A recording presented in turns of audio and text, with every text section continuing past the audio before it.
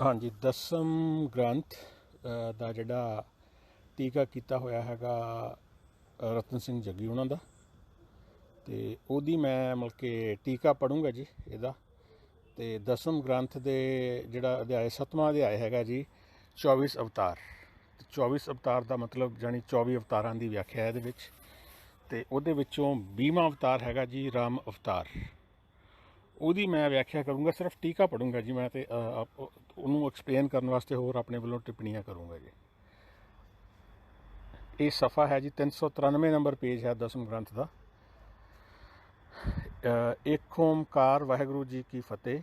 ਹੁਣ 20ਵੇਂ ਰਾਮ ਅਵਤਾਰ ਦਾ ਕਥਨ ਚੌਪਈ। ਹੁਣ ਮੈਂ ਰਾਮ ਅਵਤਾਰ ਦੀ ਕਥਾ ਕਹਿੰਦਾ ਹਾਂ। ਜਿਸ ਤਰ੍ਹਾਂ ਜਗਤ ਵਿੱਚ ਉਸਨੇ ਪਸਾਰ ਕੀਤਾ ਸੀ, ਜਦੋਂ ਬਹੁਤ ਸਮਾਂ ਬੀਤ ਗਿਆ ਤਦੇ ਦੈਂਤਾਂ ਦੀ ਕੁੱਲ ਪ੍ਰਗਟ ਹੋ ਗਈ। ਦੈਂਤ ਬਹੁਤ ਦੰਗੇ ਕਰਨ ਲੱਗੇ, ਕਿਸੇ ਨੇ ਵੀ ਉਹਨਾਂ ਨੂੰ ਮਾੜਾ ਜਿੰਨਾ ਵੀ ਸਿੱਧਾ ਨਹੀਂ ਕੀਤਾ। ਤਦ ਸਾਰੇ ਦੇਵਤੇ ਇਕੱਠੇ ਹੋਏ ਅਤੇ ਸ਼ੀਰ ਸਮੁੰਦ ਵਿੱਚ ਜਿੱਥੇ ਸੋਕ ਸਾਈ ਰਹਿੰਦਾ ਸੀ ਉਸ ਕੋਲ ਗਏ।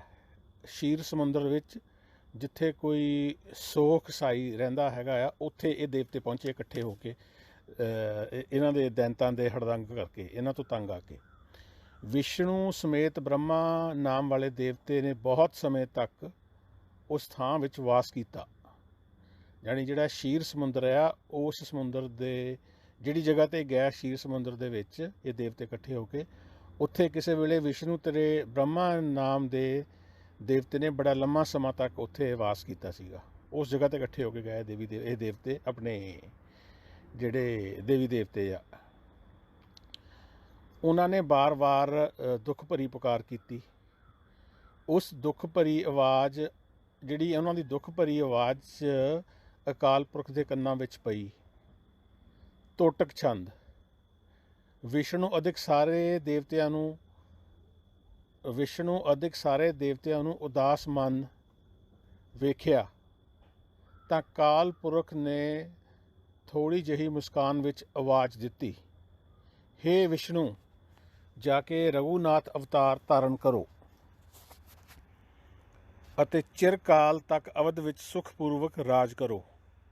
ਵਿਸ਼ਨੂੰ ਨੇ ਕਾਲ ਪੁਰਖ ਦੇ ਮੁਖ ਤੋਂ ਆਵਾਜ਼ ਸੁਣੀ, ਅਰਥਾਤ ਆਗਿਆ ਪ੍ਰਾਪਤ ਕਰ ਲਈ। ਜੋ ਅਕਾਲ ਪੁਰਖ ਨੇ ਕਿਹਾ, ਉਹਦੀ ਜੋ ਵੀ ਉਹਨਾਂ ਨੇ ਕਿਹਾ ਅਕਾਲ ਪੁਰਖ ਨੇ, ਵਿਸ਼ਨੂੰ ਨੇ ਉਹਦੀ ਆਗਿਆ ਮੰਨੀ, ਆਗਿਆ ਕੀਤੀ। ਉਹਦਾ ਜੋ ਵੀ ਕਹਿਣਾ ਸੀਗਾ ਅਕਾਲ ਪੁਰਖ ਨੇ ਜੋ ਵੀ ਉਚਰਿਆ। ਹੁਣ ਇਸ ਤੋਂ ਅੱਗੇ ਨਿਰੋਲ ਰਘੂਵੰਸ਼ ਦੀ ਕਥਾ ਚੱਲਦੀ ਹੈ। ਜੋ ਕਵੀ ਇਸ ਕਥਾ ਨੂੰ ਮੁੱਢ ਤੋਂ ਕਥਨ ਕਰੇ ਤਾਂ ਇਹਨਾਂ ਗੱਲਾਂ ਨਾਲ ਗ੍ਰੰਥ ਵੱਡਾ ਹੋ ਜਾਵੇਗਾ। ਦੁਬਾਰਾ ਪੜ੍ਹ ਰਿਹਾ। ਹੁਣ ਇਸ ਤੋਂ ਅੱਗੇ ਨਿਰੋਲ ਰਘੂਵੰਸ਼ ਦੀ ਕਥਾ ਚੱਲਦੀ ਹੈ। ਜੋ ਕਵੀ ਇਸ ਕਥਾ ਨੂੰ ਮੁੱਢ ਤੋਂ ਕਥਨ ਕਰੇ ਤਾਂ ਇਹਨਾਂ ਗੱਲਾਂ ਨਾਲ ਗ੍ਰੰਥ ਬਹੁਤ ਵੱਡਾ ਹੋ ਜਾਵੇਗਾ। ਇਸ ਕਰਕੇ ਥੋੜ੍ਹੀ ਚੋਣਵੀਂ ਕਥਾ ਕਹੀ ਗਈ ਹੈ। ਯਾਨੀ ਸੰਖੇਪ ਦੇ ਵਿੱਚ ਦੱਸਿਆ ਗਿਆ ਜੀ ਇਹਦਾ ਰਾਮ ਅਵਤਾਰ। ਅਗਰ ਸਾਰੀ ਗੱਲਾਂ ਡਿਟੇਲ 'ਚ ਕਰੀਏ ਤਾਂ ਲੰਮਾ ਹੋ ਜਾਊਗਾ ਜੀ। ਗ੍ਰੰਥ ਦੇ ਵਿੱਚ ਹੀ ਲਿਖਿਆ ਹੈ, ਹੇ ਪ੍ਰਭੂ, ਤੇਰੇ ਬਲ ਨਾਲ ਜਿੰਨੀ ਕੁ ਮੇਰੀ ਬੁੱਧੀ ਵਿੱਚ ਪੈਦਾ ਹੋਈ ਹੈ, ਹੇ ਪ੍ਰਭੂ, ਤੇਰੇ ਬਲ ਨਾਲ ਜਿੰਨੀ ਕੁ ਮੇਰੀ ਬੁੱਧੀ ਵਿੱਚ ਪੈਦਾ ਹੋਈ ਹੈ, ਜਿੱਥੇ ਸਾਡੇ ਕੋਲੋਂ ਭੁੱਲ ਹੋਈ ਜਾਣ ਲਵੋ। ਹੇ ਕਵੀਓ, ਤੁਸੀਂ ਅੱਖਰਾਂ ਨੂੰ ਸਵਾਰ ਕੇ ਕਥਨ ਕਰ ਲੈਣਾ। ਇਹ ਜਾਣੀ ਜਿਹੜਾ ਇਹਦਾ ਲੇਖਕ ਹੈਗਾ ਆ, ਇਹਦਾ ਰਚਨਹਾਰ, ਉਹ ਕਹਿ ਰਿਹਾ ਹੈਗਾ ਵੀ ਜਿੱਥੇ ਸਾਡੇ ਕੋਲੋਂ ਭੁੱਲ ਹੋ ਗਈ ਹੋਵੇ, ਹੇ ਕਵੀਓ, ਤੁਸੀਂ ਅੱਖਰਾਂ ਨੂੰ ਸਵਾਰ ਕੇ ਕਥਨ ਕਰ ਲੈਣਾ। ਅਗਰ ਕੁਛ ਗਲਤ ਲਿਖਿਆ ਹੋਇਆ ਇਹਦੇ ਵਿੱਚ ਤੇ ਇਹਨੂੰ ਤੁਸੀਂ ਠੀਕ ਕਰ ਲਿਓ। ਅੱਗੇ ਚੱਲਦੇ ਹਾਂ ਜੀ। ਰਾਘਵ ਕੁਲ ਵਿੱਚ ਮਣੀ ਵਾਲੀ, ਦੁਬਾਰਾ ਪੜ੍ਹ ਰਿਹਾ। ਰਾਘਵ ਕੁਲ ਵਿੱਚ ਮਣੀ ਵਾਂਗ ਸ਼ੋਭਾਸ਼ਾਲੀ ਰਘੂ ਰਾਜਾ ਹੋਇਆ ਸੀ। ਉਸਨੇ ਅਯੁੱਧਿਆਪੁਰੀ ਵਿੱਚ ਬਹੁਤ ਚਿਰ ਰਾਜ ਕੀਤਾ। ਰਘੂ ਰਾਜੇ ਨੇ ਅਯੁੱਧਿਆ ਨਗਰੀ ਤੇ ਪੁਰੀ ਤੇ ਰਾਜ ਕੀਤਾ। ਜਦੋਂ ਉਸ ਮਹਾਰਾਜੇ ਨੂੰ ਕਾਲ ਨੇ ਜਿੱਤ ਲਿਆ, ਮਤਲਬ ਜਦੋਂ ਉਹਦੀ ਮ੍ਰਿਤਿੂ ਹੋ ਗਈ ਰਾਜੇ ਦੀ, ਕਾਲ ਦਾ ਮਤਲਬ ਮ੍ਰਿਤਿੂ। ਤਾਂ ਉਸ ਦੇ ਪੁੱਤਰ ਅੱਜ ਨੇ ਧਰਤੀ 'ਤੇ ਰਾਜ ਕੀਤਾ। ਤਾਂ ਉਹਦਾ ਜਿਹੜਾ ਰਾਜਾ ਸੀਗਾ ਉਹ, ਅਤੇ ਉਹਦੀ ਜਦੋਂ ਮ੍ਰਿਤਿੂ ਹੋਈ ਤਾਂ ਉਹਦੀ ਮ੍ਰਿਤਿੂ ਤੋਂ ਬਾਅਦ ਉਸ ਦੇ ਪੁੱਤਰ ਅੱਜ ਨੇ ਧਰਤੀ 'ਤੇ ਰਾਜ ਕੀਤਾ। ਯਾਨੀ ਰਾਜੇ ਤੋਂ ਬਾਅਦ ਰਾਜੇ ਦੇ ਪੁੱਤਰ ਨੇ ਰਾਜ ਪਾਠ ਸੰਭਾਲਣਾ ਸੀਗਾ। ਅੱਜ ਰਾਜੇ ਨੂੰ ਜਦੋਂ ਬਲੀ ਕਾਲ ਨੇ ਮਾਰ ਦਿੱਤਾ, ਯਾਨੀ ਜਿਹੜਾ ਉਹ ਰਾਜਾ ਅੱਜ ਸੀਗਾ ਉਹਨੂੰ ਵੀ ਮੌਤ ਨਹੀਂ ਮਾਰਨਾ ਸੀਗਾ, ਅਤੇ ਬਲੀ ਕਾਲ ਦਾ ਮਤਲਬ ਮੈਨੂੰ ਇੱਥੇ ਲੱਗ ਰਿਹਾ ਵੀ ਬਲੀ ਕਰਕੇ ਉਹਦੀ ਡੈਥ ਹੋਈ ਹੈ ਜੀ। ਜਿਹੜਾ ਕਿਉਂਕਿ ਡਿਟੇਲ 'ਚ ਇਹ ਗ੍ਰੰਥ ਨਹੀਂ ਲਿਖਿਆ ਹੋਇਆ, ਇਸ ਕਰਕੇ ਇਹ ਲਿਖਿਆ ਵੀ ਬਲੀ ਕਾਲ ਨੇ ਮਾਰ ਦਿੱਤਾ ਰਾਜੇ ਅੱਜ ਨੂੰ। ਤਾਂ ਰਾਜ ਕਥਾ ਦਸ਼ਰਥ ਦੇ ਨਾਂ 'ਤੇ ਤੁਰੀ। ਯਾਨੀ ਜਿਹੜਾ ਦਸ਼ਰਥ ਸੀਗਾ ਉਹ ਅੱਜ ਤੋਂ ਬਾਅਦ ਜਦੋਂ ਬਲੀ ਕਰਕੇ ਉਹਦੀ ਡੈਥ ਹੋ ਗਈ ਤਾਂ ਰਾਜਾ ਦਸ਼ਰਥ ਆ ਜਿਹੜਾ, ਉਹਦੀ ਵਾਰੀ ਆ ਗਈ ਜੀ ਰਾਜ ਪਾਠ ਕਰਨ ਦੀ। ਉਸ ਨੇ ਵੀ ਬੜੇ ਚਿਰ ਅਯੋਧਿਆ ਵਿੱਚ ਸੁਖਪੂਰਵਕ ਰਾਜ ਕੀਤਾ। ਉਹ ਰਾਜਾ ਸ਼ਿਕਾਰ ਕਰਨ ਲਈ ਬਣਾ ਵਿੱਚ ਫਿਰਦਾ ਰਹਿੰਦਾ। ਸ਼ਿਕਾਰ ਦਾ ਸ਼ੌਕੀ ਸੀ ਜੀ ਰਾਜਾ ਦਸ਼ਰਥ। ਜੱਗ ਵਿੱਚ ਧਰਮ ਦੀ ਕਥਾ ਤਦੋਂ ਤੋਂ ਪਸਰ ਗਈ, ਅਤੇ ਉਸੇ ਸਮੇਂ ਤੋਂ ਧਰਮ ਦੀ ਜਿਹੜੀ ਕਥਾ ਪਸਰ ਗਈ। ਯਾਨੀ ਧਰਮ ਇਹ ਰਾਜੇ ਦਸ਼ਰਥ ਤੋਂ ਸ਼ੁਰੂ ਕਰਦੇ ਨੇ ਵੀ ਜੱਗ ਦੇ ਵਿੱਚ ਜਿਹੜਾ ਧਰਮ ਦਾ ਪਸਾਰਾ ਹੋਇਆ ਉਹ ਰਾਜੇ ਦਸ਼ਰਥ ਤੋਂ ਹੋਇਆ। ਜਦੋਂ ਤੋਂ ਦਸ਼ਰਥ ਰਾਜਾ ਹੋਇਆ, ਜਦੋਂ ਤੋਂ ਦਸ਼ਰਥ ਬ੍ਰੈਕਟ ਦੇ ਵਿੱਚ ਸੁਮਿਤ੍ਰੇਸ ਰਾਜਾ ਹੋਇਆ, ਬ੍ਰੈਕਟ 'ਚ ਲਿਖਿਆ ਜੀ ਸੁਮਿਤ੍ਰੇਸ, ਪਤਾ ਨਹੀਂ ਇਹਦਾ ਕੀ ਮਤਲਬ ਆ। ਉਹ ਦਿਨ ਰਾਤ ਘਣੇ ਜੰਗਲਾਂ ਵਿੱਚ ਫਿਰਦਾ ਰਹਿੰਦਾ ਸੀ। ਸ਼ੇਰ ਹਾਥੀ ਤੇ ਹਿਰਨਾਂ ਨੂੰ ਨਿੱਤ ਮਾਰਦਾ ਹੁੰਦਾ ਸੀ। ਇਸ ਤਰ੍ਹਾਂ ਦੀ ਕਥਾ ਉਸ ਪਾਸੋਂ ਹੋਈ। ਹੁਣ ਰਾਮ ਦੀ ਮਾਤਾ ਜਇਆ ਵੱਲ ਵਾਰਤਾ ਮੁੜਦੀ ਹੈ। ਲਓ ਜੀ, ਹੁਣ ਰਾਮ ਦੀ ਮਾਤਾ ਜਿਹੜੀ ਜਇਆ ਆ ਉਹਦੇ ਵੱਲ ਕਹਾਣੀ ਮੁੜਦੀ ਹੈ। ਜਿੱਥੋਂ ਕੁੜਹਾਮ ਨਾਮ ਦਾ ਸ਼ਹਿਰ ਸੁਣੀਦਾ ਹੈ। ਕੁੜਹਾਮ ਨਾਮ ਦਾ ਸ਼ਹਿਰ ਹੈ ਜੀ, ਉੱਥੇ ਕੌਸ਼ਲ ਰਾਜ ਦਾ ਮਹਾਨ ਰਾਜਾ ਸੀ। ਕੌਸ਼ਲ ਨਾਮ ਦਾ ਰਾਜਾ ਸੀਗਾ, ਕੁੜਹਾਮ ਸ਼ਹਿਰ ਦੇ ਉੱਤੇ ਰਾਜ ਕਰਦਾ ਸੀਗਾ। ਉਸ ਦੇ ਘਰ ਕੁਸ਼ਲਿਆ ਨਾਂ ਦੀ ਇੱਕ ਕੰਨਿਆ ਪੈਦਾ ਹੋਈ। ਠੀਕ ਹੈ ਜੀ, ਕੁਸ਼ਲਿਆ ਉਹਦੇ ਘਰ ਪੈਦਾ ਹੋਈ ਕੰਨਿਆ, ਜਿਸ ਨੇ ਚੰਦਰਮਾ ਦੀਆਂ ਕਲਾਵਾਂ ਜਿੱਤ ਲਈਆਂ। ਜਦੋਂ ਕੰਨਿਆ ਨੇ ਹੋਸ਼ ਸੰਭਾਲੀ ਤਾਂ ਰਾਜੇ ਨੇ ਸਵੰਬਰ ਰਚ ਦਿੱਤਾ। ਕੁਸ਼ਲਿਆ ਨੇ ਚੋਣ ਕਰਕੇ ਅਯੁੱਧਿਆ ਦੇ ਰਾਜੇ ਦਸ਼ਰਥ ਨੂੰ ਵਰ ਲਿਆ। ਇੱਥੇ ਪੰਨਾ 394 ਦੀ ਸਮਾਪਤੀ ਆ। ਪੰਨਾ 395। ਫਿਰ ਇੱਕ ਸਮ੍ਰਿਤਸੈਨ ਨਾਮ ਵਾਲਾ ਸ੍ਰੇਸ਼ਟ ਰਾਜਾ ਹੋਇਆ। ਜਿਹੜੀ ਪੰਨਾ 394 ਆਪਾਂ ਇੱਥੇ ਖਤਮ ਕੀਤਾ ਵੀ ਜਿਹੜੀ ਕੁਸ਼ਲਿਆ ਸੀਗੀ ਉਹ ਰਾਜੇ ਦੇ ਘਰੇ ਉਹਨੇ ਜਨਮ ਲਿਆ। ਬੜੀ ਖੂਬਸੂਰਤ ਕੰਨਿਆ ਸੀ। ਜਦੋਂ ਉਹਨੇ ਹੋਸ਼ ਸੰਭਾਲੀ ਤਾਂ ਉਹਦਾ ਸਵੰਬਰ ਰਚ ਦਿੱਤਾ, ਅਤੇ ਸਵੰਬਰ ਦੇ ਵਿੱਚ ਜਿਹੜੀ ਕੁਸ਼ਲਿਆ ਸੀ ਇਹਨੇ ਅਯੋਧਿਆ ਦੇ ਰਾਜੇ ਦਸ਼ਰਥ ਨੂੰ ਚੁਣਿਆ ਜੀ ਸਵੰਬਰ ਦੇ ਵਿੱਚੋਂ। ਫਿਰ ਇੱਕ ਸਮ੍ਰਿਤਸੈਨ ਨਾਮ ਵਾਲਾ ਸ੍ਰੇਸ਼ਟ ਰਾਜਾ ਹੋਇਆ। ਉਸ ਨੇ ਯੁੱਧ ਕਰਕੇ ਮਦਰ ਦੇਸ਼ ਨੂੰ ਜਿੱਤ ਲਿਆ ਸੀ।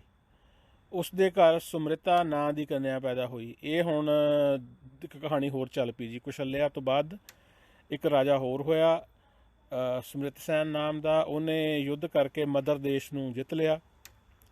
ਉਹਦੇ ਘਰ ਸੁਮ੍ਰਿਤਾ ਨਾਂ ਦੀ ਕੰਨਿਆ ਪੈਦਾ ਹੋਈ, ਜਿਸ ਨੇ ਚੰਦਰਮਾ ਅਤੇ ਸੂਰਜ ਦੀ ਸੁੰਦਰਤਾ ਨੂੰ ਹਰ ਲਿਆ। ਯਾਨੀ ਚੰਦਰਮਾ ਅਤੇ ਸੂਰਜ ਨਾਲੋਂ ਵੀ ਸੋਹਣੀ ਸੁਨੱਖੀ ਸੀ ਉਹ। ਉਸ ਬਾਲਿਕਾ ਨੇ ਜਦੋਂ ਹੋਸ਼ ਸੰਭਾਲੀ ਤਦੋਂ ਰਾਜਾ ਦਸ਼ਰਥ ਨੂੰ ਪਛਾਣ ਕੇ ਵਰ ਲਿਆ, ਅਤੇ ਉਹਨੇ ਵੀ ਰਾਜੇ ਦਸ਼ਰਥ ਨੂੰ ਪਛਾਣ ਕੇ ਜਾਣੀ ਉਹਦੇ ਨਾਲ ਵਿਆਹ ਕਰ ਲਿਆ ਜੀ ਉਹਨੂੰ। ਜਾਣੀ ਸਵੰਬਰ ਹੋਇਆ ਕਿ ਨਹੀਂ ਹੋਇਆ ਪਛਾਣ ਕੇ ਲਿਖਿਆ ਜੀ ਇਹਦੇ 'ਚ।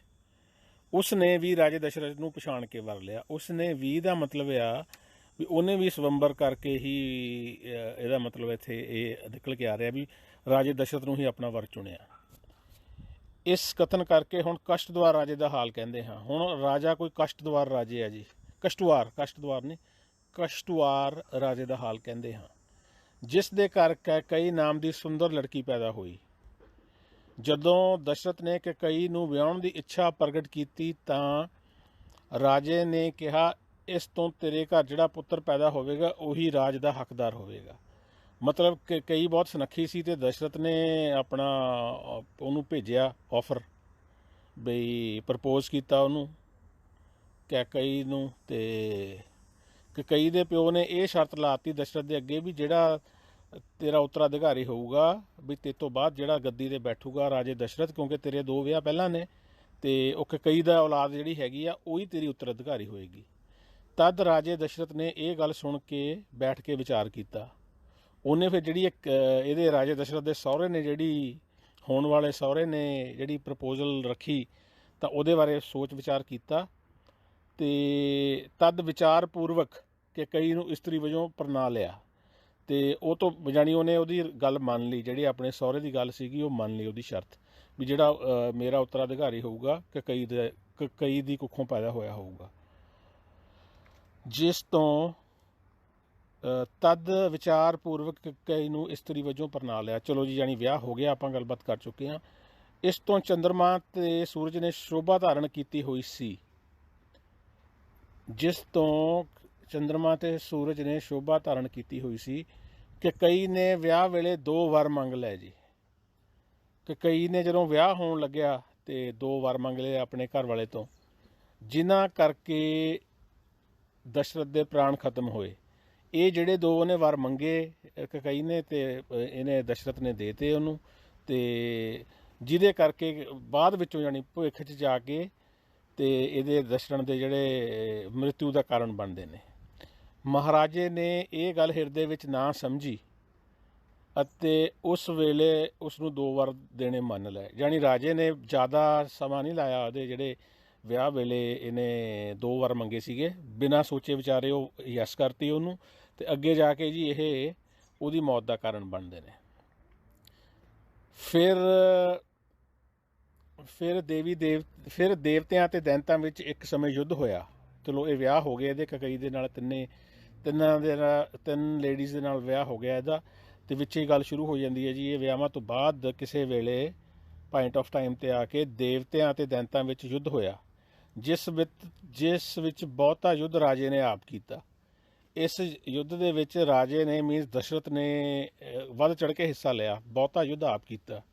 ਤੇ ਇੱਥੇ ਸਵਾਲ ਮੈਂ ਆਪਣੇ ਕੋਲੋਂ ਕਰ ਰਿਹਾ ਵੀ ਦੇਵੀ ਤੇ ਦੈਂਤਾਂ ਦਾ ਯੁੱਧ ਹੋ ਰਿਹਾ ਤੇ ਇਹਦੇ ਵਿੱਚ ਇਹ ਤਾਂ ਇਨਸਾਨੀ ਰੂਪ 'ਚ ਆਇਆ ਹੋਇਆ ਰਾਜਾ ਦਸ਼ਰਥ, ਤੇ ਇਹ ਕਿਵੇਂ ਹਿੱਸਾ ਲੈ ਰਿਹਾ ਮੇਰੀ ਸਮਝ ਤੋਂ ਬਾਹਰ ਹੈ ਜੀ। ਉਸ ਯੁੱਧ ਵਿੱਚ ਰਾਜੇ ਦਾ ਸਾਰਥੀ ਮਾਰਿਆ ਗਿਆ, ਦਸ਼ਰਥ ਦਾ ਸਾਰਥੀ ਮਾਰਿਆ ਗਿਆ। ਤਾਂ ਜਿਹੜੀ ਦਸ਼ਰਥ ਦੀ ਤੀਸਰੀ ਘਰ ਵਾਲੀ ਸੀ ਕੈਕਈ, ਉਹਨੇ ਰੱਥ ਚਲਾਇਆ। ਫਿਰ ਇਸ ਕੌਤਕ ਨੂੰ ਵੇਖ ਕੇ ਰਾਜਾ ਦਸ਼ਰਥ ਹੈਰਾਨ ਹੋ ਗਿਆ। ਫਿਰ ਰਾਜੇ ਨੇ ਪ੍ਰਸੰਨ ਹੋ ਕੇ ਇਸਤਰੀ ਨੂੰ 2 ਵਰ ਹੋਰ ਦੇ ਦਿੱਤੇ ਜੀ। 2 ਵਰ 2 ਵਿਆਹ ਵੇਲੇ ਦਿੱਤੇ ਸੀਗੇ, ਉਹਨੇ ਮੰਗੇ ਸੀ, ਇਹ ਉਹਨੇ ਖੁਸ਼ ਹੋ ਕੇ ਇਹਨੂੰ 2 ਵਰ ਹੋਰ ਦੇ ਦਿੱਤੇ ਅਤੇ ਚਿੱਤ ਵਿੱਚ ਇਹਨਾਂ ਦੇ ਨਤੀਜਿਆਂ ਦਾ ਕੁਝ ਵੀ ਵਿਚਾਰ ਨਾ ਕੀਤਾ, ਯਾਨੀ ਬਿਨਾਂ ਸੋਚੇ ਸਮਝੇ 2 ਵਾਰ ਉਹਨੂੰ ਹੋਰ ਦੇ ਦਿੱਤੇ। ਇਹ ਕਥਾ ਹਨੂਮਾਨ ਨਾਟਕ ਅਤੇ ਰਮਾਇਣ ਆਦਿਕ ਰਾਮ ਚਰਿਤਰਾਂ ਵਿੱਚ ਵਿਸਤਾਰ ਨਾਲ ਕਹੀ ਗਈ ਹੈ। ਇੱਥੇ ਹੁਣ ਜਿਹੜਾ ਰਾਈਟਰ ਆ ਇਹਦਾ ਆਪਣੇ ਰਾਮਾ ਅਵਤਾਰ ਦਾ, ਉਹ ਇਹ ਕਹਿ ਰਿਹਾ ਵੀ ਹਨੂਮਾਨ ਨਾਟਕ ਅਤੇ ਅਗਰ ਹੋਰ ਡਿਟੇਲ ਦੇ ਵਿੱਚ ਪੜ੍ਹਨਾ ਜਾ ਕੇ ਆ ਵਰਾਂ ਦੇ ਬਾਰੇ ਜਾਂ ਜਿਹੜੀ ਸਾਈਡ ਦੇ ਉੱਤੇ ਹੋਰ ਕੋਈ ਸਟੋਰੀ ਹੈਗੀ ਹੈ ਜਿਹੜੀ ਕਿ ਨਹੀਂ ਮੈਂਸ਼ਨ ਕੀਤੀ ਇੱਥੇ, ਤੇ ਉਹ ਅਗਰ ਤੁਸੀਂ ਪੜ੍ਹਨੀ ਆ ਤਾਂ ਰਮਾਇਣ ਵਗੈਰਾ 'ਚ ਜਾ ਕੇ ਤੇ ਵਿਸਤਾਰ 'ਚ ਪੜ੍ਹ ਸਕਦੇ ਹੋ। ਇਸ ਤਰ੍ਹਾਂ ਦਸ਼ਰਥ ਨੇ ਇੰਦਰ ਨੂੰ ਦੈਂਤਾਂ ਤੋਂ ਜਿੱਤ ਕੇ ਦਿੱਤੀ ਸੀ। ਜਿਸ ਤਰ੍ਹਾਂ ਦਸ਼ਰਥ ਰਾਜੇ ਨੇ ਇੰਦਰ ਨੂੰ ਦੈਂਤਾਂ ਤੋਂ ਜਿੱਤ ਕੇ ਦਿੱਤੀ ਸੀ, ਦਸ਼ਰਥ ਨੇ ਅਨੇਕਾਂ ਤਰ੍ਹਾਂ ਅਨੇਕਾਂ ਵੈਰੀ ਜਿੱਤ ਲਏ ਜੀ। ਯਾਨੀ ਦਸ਼ਰਥ ਨੇ ਦੇਵਤਿਆਂ ਦੇ ਬਿਹਾਫ ਦੇ ਉੱਤੇ ਲੜ ਕੇ ਤੇ ਬਹੁਤ ਸਾਰੇ ਉਹਨਾਂ ਦੇ ਵੈਰੀ ਨੇ ਜਿਹੜੇ ਉਹ ਖਤਮ ਕੀਤੇ ਦੇਵਤਿਆਂ ਦੇ, ਅਤੇ ਰਾਜੇ ਦੇ ਸਾਰੇ ਕੰਮ ਅਤੇ ਰਾਜ ਦੇ ਸਾਰੇ ਕੰਮ ਸਿੱਧ ਕਰ ਲਏ। ਯਾਨੀ ਦਸ਼ਰਥ ਨੇ ਆਪਣੇ ਰਾਜ ਦੇ ਸਾਰੇ ਕੰਮ ਸਿੱਧੇ ਕਰ ਲਏ ਜੀ। ਇੱਕ ਦਿਨ ਦਸ਼ਰਥ ਮਹਾਰਾਜ ਜੰਗਲ ਵਿੱਚ ਸ਼ਿਕਾਰ ਲਈ ਜਾਂਦਾ ਹੈ। ਉਸ ਵੇਲੇ ਯਾਨੀ ਕਿਸੇ ਵੇਲੇ ਜਦੋਂ ਉਹ ਸ਼ਿਕਾਰ ਲਈ, ਕਿਉਂਕਿ ਸ਼ਿਕਾਰਾਂ ਦਾ ਸ਼ੌਂਕੀ ਹੈ ਦਸ਼ਰਥ, ਤੇ ਸ਼ਿਕਾਰ ਲਈ ਜਾਂਦਾ ਇੱਕ ਦਿਨ, ਤੇ ਉੱਥੇ ਸਰਵਣ ਨਾਮ ਦਾ ਬ੍ਰਾਹਮਣ ਜਲ ਲੈਣ ਲਈ ਆਇਆ। ਸਰਵਣ ਨੇ ਆਪਣੇ ਅੰਨੇ ਮਾਤਾ ਪਿਤਾ ਨੂੰ ਧਰਤੀ ਉੱਤੇ ਛੱਡਿਆ। ਸਰਵਣ ਪੁੱਤ, ਉਹ ਜਿਹੜਾ ਗਾਣਾ ਵੀ ਹੈਗਾ ਨਾ, ਛੇਤੀ ਕਰ ਸਰਵਣ ਪੁੱਤਰਾ ਪਾਣੀ ਪਿਲਾ ਦੇ ਓਏ ਪਿਆਸੇ ਨੇ ਮਾਪੇ ਤੇਰੇ, ਯਾਨੀ ਉਹਨੇ ਆਪਣੇ ਮਾਂ ਪਿਓ ਨੂੰ ਉਹ ਬਹਿੰਗੀ ਜੀ 'ਚ ਬਿਠਾ ਕੇ, ਜਿਹੜਾ ਹੈਗੀਆਂ ਦਿਮਾਗ ਦੇ ਵਿੱਚ ਤਸਵੀਰਾਂ ਆਪਣੇ ਬਣੀਆਂ ਹੋਈਆਂ ਨੇ, ਅਤੇ ਉਹਨਾਂ ਨੂੰ ਉਹ ਮੇਰੇ ਖਿਆਲ ਸ਼ਾਇਦ ਤੀਰਥ ਯਾਤਰਾ 'ਤੇ ਲੈ ਕੇ ਜਾ ਰਿਹਾ ਸੀ। ਆਪਣੇ ਮਾਪਿਆਂ ਨੂੰ ਉਹ ਅੰਨੇ ਸੀਗੇ ਅਤੇ ਪਿਆਸ ਲੱਗੀ ਅਤੇ ਉਹ ਉਹਨਾਂ ਨੂੰ ਰੱਖ ਕੇ ਬਹਿੰਗੀ ਤੇ ਪਾਣੀ ਲੈਣ ਚਲਿਆ ਗਿਆ ਅਤੇ ਆਪ ਬਰਤਨ ਫੜ ਕੇ ਜਲ ਲੈਣ ਲਈ ਚੱਲ ਪਿਆ। ਜਿਹੜਾ ਸਰਵਣ ਪੁੱਤਰ ਸੀਗਾ, ਮੁਨੀ ਉਹਦਾ ਨਾਂ ਵੀ ਹੈ ਜੀ, ਮੁਨੀ ਕਾਲ ਦਾ ਪ੍ਰੇਰਿਆ ਉੱਥੇ ਚਲਾ ਗਿਆ। ਯਾਨੀ ਸਰਵਣ ਉਹਦਾ ਨਾਂ ਆ, ਇੱਥੇ ਮੁਨੀ ਕਹਿ ਕੇ ਵੀ ਉਹਨੂੰ ਸੰਬੋਧਨ ਕੀਤਾ ਗਿਆ। ਮੁਨੀ ਕਾਲ ਦਾ ਪ੍ਰੇਰਿਆ ਉੱਥੇ ਚਲਿਆ ਗਿਆ। ਮੀਨਜ਼ ਕਾਲ ਦਾ ਮਤਲਬ ਮੌਤ, ਮੌਤ ਦਾ ਸੱਦਿਆ ਹੋਇਆ ਉਹ ਉੱਥੇ ਪਾਣੀ ਲੈਣ ਚਲਿਆ ਗਿਆ।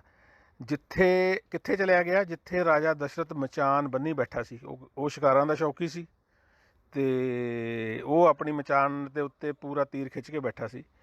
ਇੱਧਰੋਂ ਜਦੋਂ ਪਾਣੀ ਭਰਨ ਨਾਲ ਘੜੇ ਤੋਂ ਭੱਕ ਭੱਕ ਦੀ ਆਵਾਜ਼ ਜਦੋਂ ਪੈਦਾ ਹੋਈ, ਨਾਦ ਲਿਖਿਆ ਹੋਇਆ, ਭੱਕ ਭੱਕ ਦਾ ਨਾਦ ਹੋਇਆ, ਯਾਨੀ ਆਵਾਜ਼ ਪੈਦਾ ਹੋਈ। ਪਾਣੀ ਭਰਦੇ ਆਪਾਂ ਜਦੋਂ ਕਿਸੇ ਗੜਬੀ ਦੇ ਵਿੱਚ, ਘੜੇ ਦੇ ਵਿੱਚ, ਤਾਂ ਐਂ ਪਾਣੀ 'ਚ ਡੁਬੋ ਕੇ ਤੇ ਉਹਦੀ ਆਵਾਜ਼ ਆਉਂਦੀ ਆ। ਤਾਂ ਅੱਜ ਰਾਜੇ ਦੇ ਪੁੱਤਰ ਦਸ਼ਰਥ ਦੇ ਕੰਨਾਂ ਵਿੱਚੋਂ ਆਵਾਜ਼ ਪਈ। ਉਸ ਵੇਲੇ ਹੱਥ ਵਿੱਚ ਤੀਰ ਫੜ ਕੇ ਧਨੁਸ਼ ਵੱਲ ਖਿੱਚਿਆ। ਉਹਨੇ ਧਨੁਸ਼ ਖਿੱਚ ਲਿਆ ਇਹ ਸੋਚ ਕੇ ਬਈ ਕਿਤੇ ਜਾਨਵਰ ਆਇਆ ਕੋਈ ਪਾਣੀ ਪੀਣ, ਅਤੇ ਹਿਰਨ ਸਮਝ ਕੇ ਬ੍ਰਾਹਮਣ ਨੂੰ ਮਾਰ ਦਿੱਤਾ। ਤੀਰ ਲੱਗਦਿਆਂ ਹੀ ਮੁਨੀ ਡਿੱਗ ਪਿਆ। ਮੁਨੀ ਜਾਣੀ ਸ਼ਰਵਣ ਮੁਨੀ ਲਿਖਿਆ ਹੋਇਆ ਜੀ ਇੱਥੇ, ਕਿਉਂਕਿ ਗਿਰ ਗਿਓ ਸੂ ਲਾਗੇ ਸਰ ਸੁਧ ਮਨੂ, ਇਹ ਜਾਣੀ ਹੈਗਾ ਜਿਹੜਾ ਗ੍ਰੰਥ ਹੈ ਜੀ। ਅਤੇ ਇਹਦੀ ਸਰਲ ਭਾਸ਼ਾ 'ਚ ਜਿਹੜਾ ਟੀਕਾ ਕੀਤਾ ਹੋਇਆ ਮੈਂ ਉਹ ਪੜ੍ਹ ਰਿਹਾ ਸਿਰਫ, ਕਿਉਂਕਿ ਅਗਰ ਮੈਂ ਆਹ ਪੜ੍ਹਨ ਲੱਗ ਗਿਆ ਤਾਂ ਫਿਰ ਗੱਲ ਬਣਨੀ ਨਹੀਂ ਗੀ। ਉਸ ਦੇ ਮੂੰਹੋਂ ਹਾਹਾਕਾਰ ਦੀ ਆਵਾਜ਼ ਨਿਕਲੀ। ਹਿਰਨ ਕਿੱਥੇ ਮਰਿਆ ਹੈ ਇਹ ਜਾਣਨ ਲਈ ਰਾਜਾ ਮਚਾਣ ਤੋਂ ਉਤਰਦਾ ਅਤੇ ਤਲਾਅ ਦੇ ਦੂਜੇ ਕੰਢੇ ਯਾਨੀ ਪਹੁੰਚ ਜਾਂਦਾ, ਅਤੇ ਬ੍ਰਾਹਮਣ ਨੂੰ ਵੇਖ ਕੇ ਰਾਜੇ ਨੇ ਦੋਵੇਂ ਹੱਥ ਦੰਦਾਂ ਨਾਲ ਦਬਾ ਲਏ। ਯਾਨੀ ਰਾਜਾ ਬਹੁਤ ਉਦਾਸ ਹੋ ਗਿਆ ਉਹਨੂੰ ਦੇਖ ਕੇ ਵੀ ਮੈਂ ਤਾਂ ਸੋਚਿਆ ਸੀਗਾ ਵੀ ਹਿਰਨ ਮਾਰਿਆ ਜਾਂ ਕੋਈ ਜਾਨਵਰ ਮਾਰਿਆ, ਅਤੇ ਤੀਰ ਵੱਜ ਗਿਆ ਇੱਕ ਬੰਦੇ ਨੂੰ। ਸਰਵਣ ਨੇ ਕਿਹਾ, ਸਰਵਣ ਦੇ ਸਰੀਰ ਵਿੱਚ ਅਜੇ ਕੁਝ ਪ੍ਰਾਣ ਰਹਿੰਦੇ ਸੀ ਅਤੇ ਬ੍ਰਾਹਮਣ ਦੀ ਦੇਹ ਵਿੱਚੋਂ ਨਿਕਲਦੇ ਪ੍ਰਾਣਾਂ ਨੇ ਰਾਜੇ ਨੂੰ ਕਿਹਾ, ਜਿਹੜੀ ਉਹਦੀ ਜਾਨ ਨਿਕਲ ਰਹੀ ਸੀਗੀ, ਜਿਹੜਾ ਕਿਉਂਕਿ ਸਰਵਣ ਸੀਗਾ ਪੁੱਤਰ, ਜਿਹੜਾ ਇਹ ਸੀਗਾ ਬ੍ਰਾਹਮਣ ਜਾਤ ਦਾ, ਅਤੇ ਇਹ ਮਰਨ ਤੋਂ ਪਹਿਲਾਂ ਜਦੋਂ ਪ੍ਰਾਣ ਉਹਦੇ ਨਿਕਲ ਰਹੇ ਸੀਗੇ, ਅਤੇ ਉਹਨੇ ਕਿਹਾ ਰਾਜੇ ਨੂੰ, ਮੇਰੇ ਅੰਨੇ ਮਾਤਾ ਪਿਤਾ ਫਲਾਣੀ ਥਾਂ ਉੱਤੇ ਪਏ ਹਨ। ਵੀ ਉਹ ਮੇਰੇ ਮਾਤਾ ਪਿਤਾ ਜੋ ਵੀ ਉਹਨੇ ਦੱਸਿਆ ਆਪਣੇ ਮਾਤਾ ਪਿਤਾ ਬਾਰੇ, ਵੀ ਮੈਂ ਉਹਨਾਂ ਨੂੰ ਉੱਥੇ ਬਿਠਾ ਕੇ ਉਹਨਾਂ ਨੂੰ ਬਹਿੰਗੀ ਜੀ ਰੱਖ ਕੇ ਅਤੇ ਪਾਣੀ ਲੈਣ ਆਇਆ ਸੀ ਅਤੇ ਪਿਆਸੇ ਨੇ ਉਹ। ਹੇ ਨੀਚ ਰਾਜੇ, ਵੀ ਉਹਨਾਂ ਨੂੰ ਪਾਣੀ ਪਿਲਾ ਦੇ, ਵੀ ਹੁਣ ਮੈਨੂੰ ਤਾਂ ਤੂੰ ਮਾਰਤਾ ਅਤੇ ਉਹਨਾਂ ਨੂੰ ਪਾਣੀ ਪਿਲਾ ਦੇ। ਯਾਨੀ ਉਹ ਆਪਣੇ ਮਾਂ ਪਿਓ ਦੇ ਬਾਰੇ ਉਹਨੇ ਦੱਸਿਆ। ਹੇ ਰਾਜਨ, ਮੇਰੇ ਮਾਤਾ ਪਿਤਾ ਅੱਖਾਂ ਤੋਂ ਅੰਨੇ ਨੇ, ਦੋਵੇਂ ਅੰਨੇ ਨੇ, ਤੈਨੂੰ ਇਹੀ ਗੱਲ ਕਹਿੰਦਾ ਹਾਂ, ਅਤੇ ਉਹਨਾਂ ਨੂੰ ਜਾ ਕੇ ਪਾਣੀ ਪਿਲਾ ਦੇ। ਇਹ ਰਿਪੀਟ ਕੀਤਾ ਗਿਆ ਜੀ ਇੱਥੇ ਸਫਾ 397 'ਤੇ ਆ ਗਏ ਜੀ ਆਪਾਂ। ਹੇ ਸੁਜਾਨ, ਮੇਰੀ ਕਥਾ ਉਹਨਾਂ ਨੂੰ ਨਾ ਕਹੀਂ, ਕਿਉਂਕਿ ਉਹ ਪੁੱਤਰ ਦਾ ਮਰਨਾ ਸੁਣਦਿਆਂ ਨਿਰਬਲ ਹੋ ਕੇ ਮਰ ਜਾਣਗੇ। ਵੀ ਮੇਰੀ ਮੌਤ ਦੇ ਬਾਰੇ ਉਹਨਾਂ ਨੂੰ ਨਾ ਦੱਸੀ, ਜੇ ਤੂੰ ਦੱਸਦਾ ਵੀ ਮੈਂ ਮਰ ਗਿਆ ਹਾਂ ਅਤੇ ਉਹ ਨਿਰਬਲ ਹੋ ਕੇ ਕਮਜ਼ੋਰ ਨੇ ਮਰ ਜਾਣਗੇ।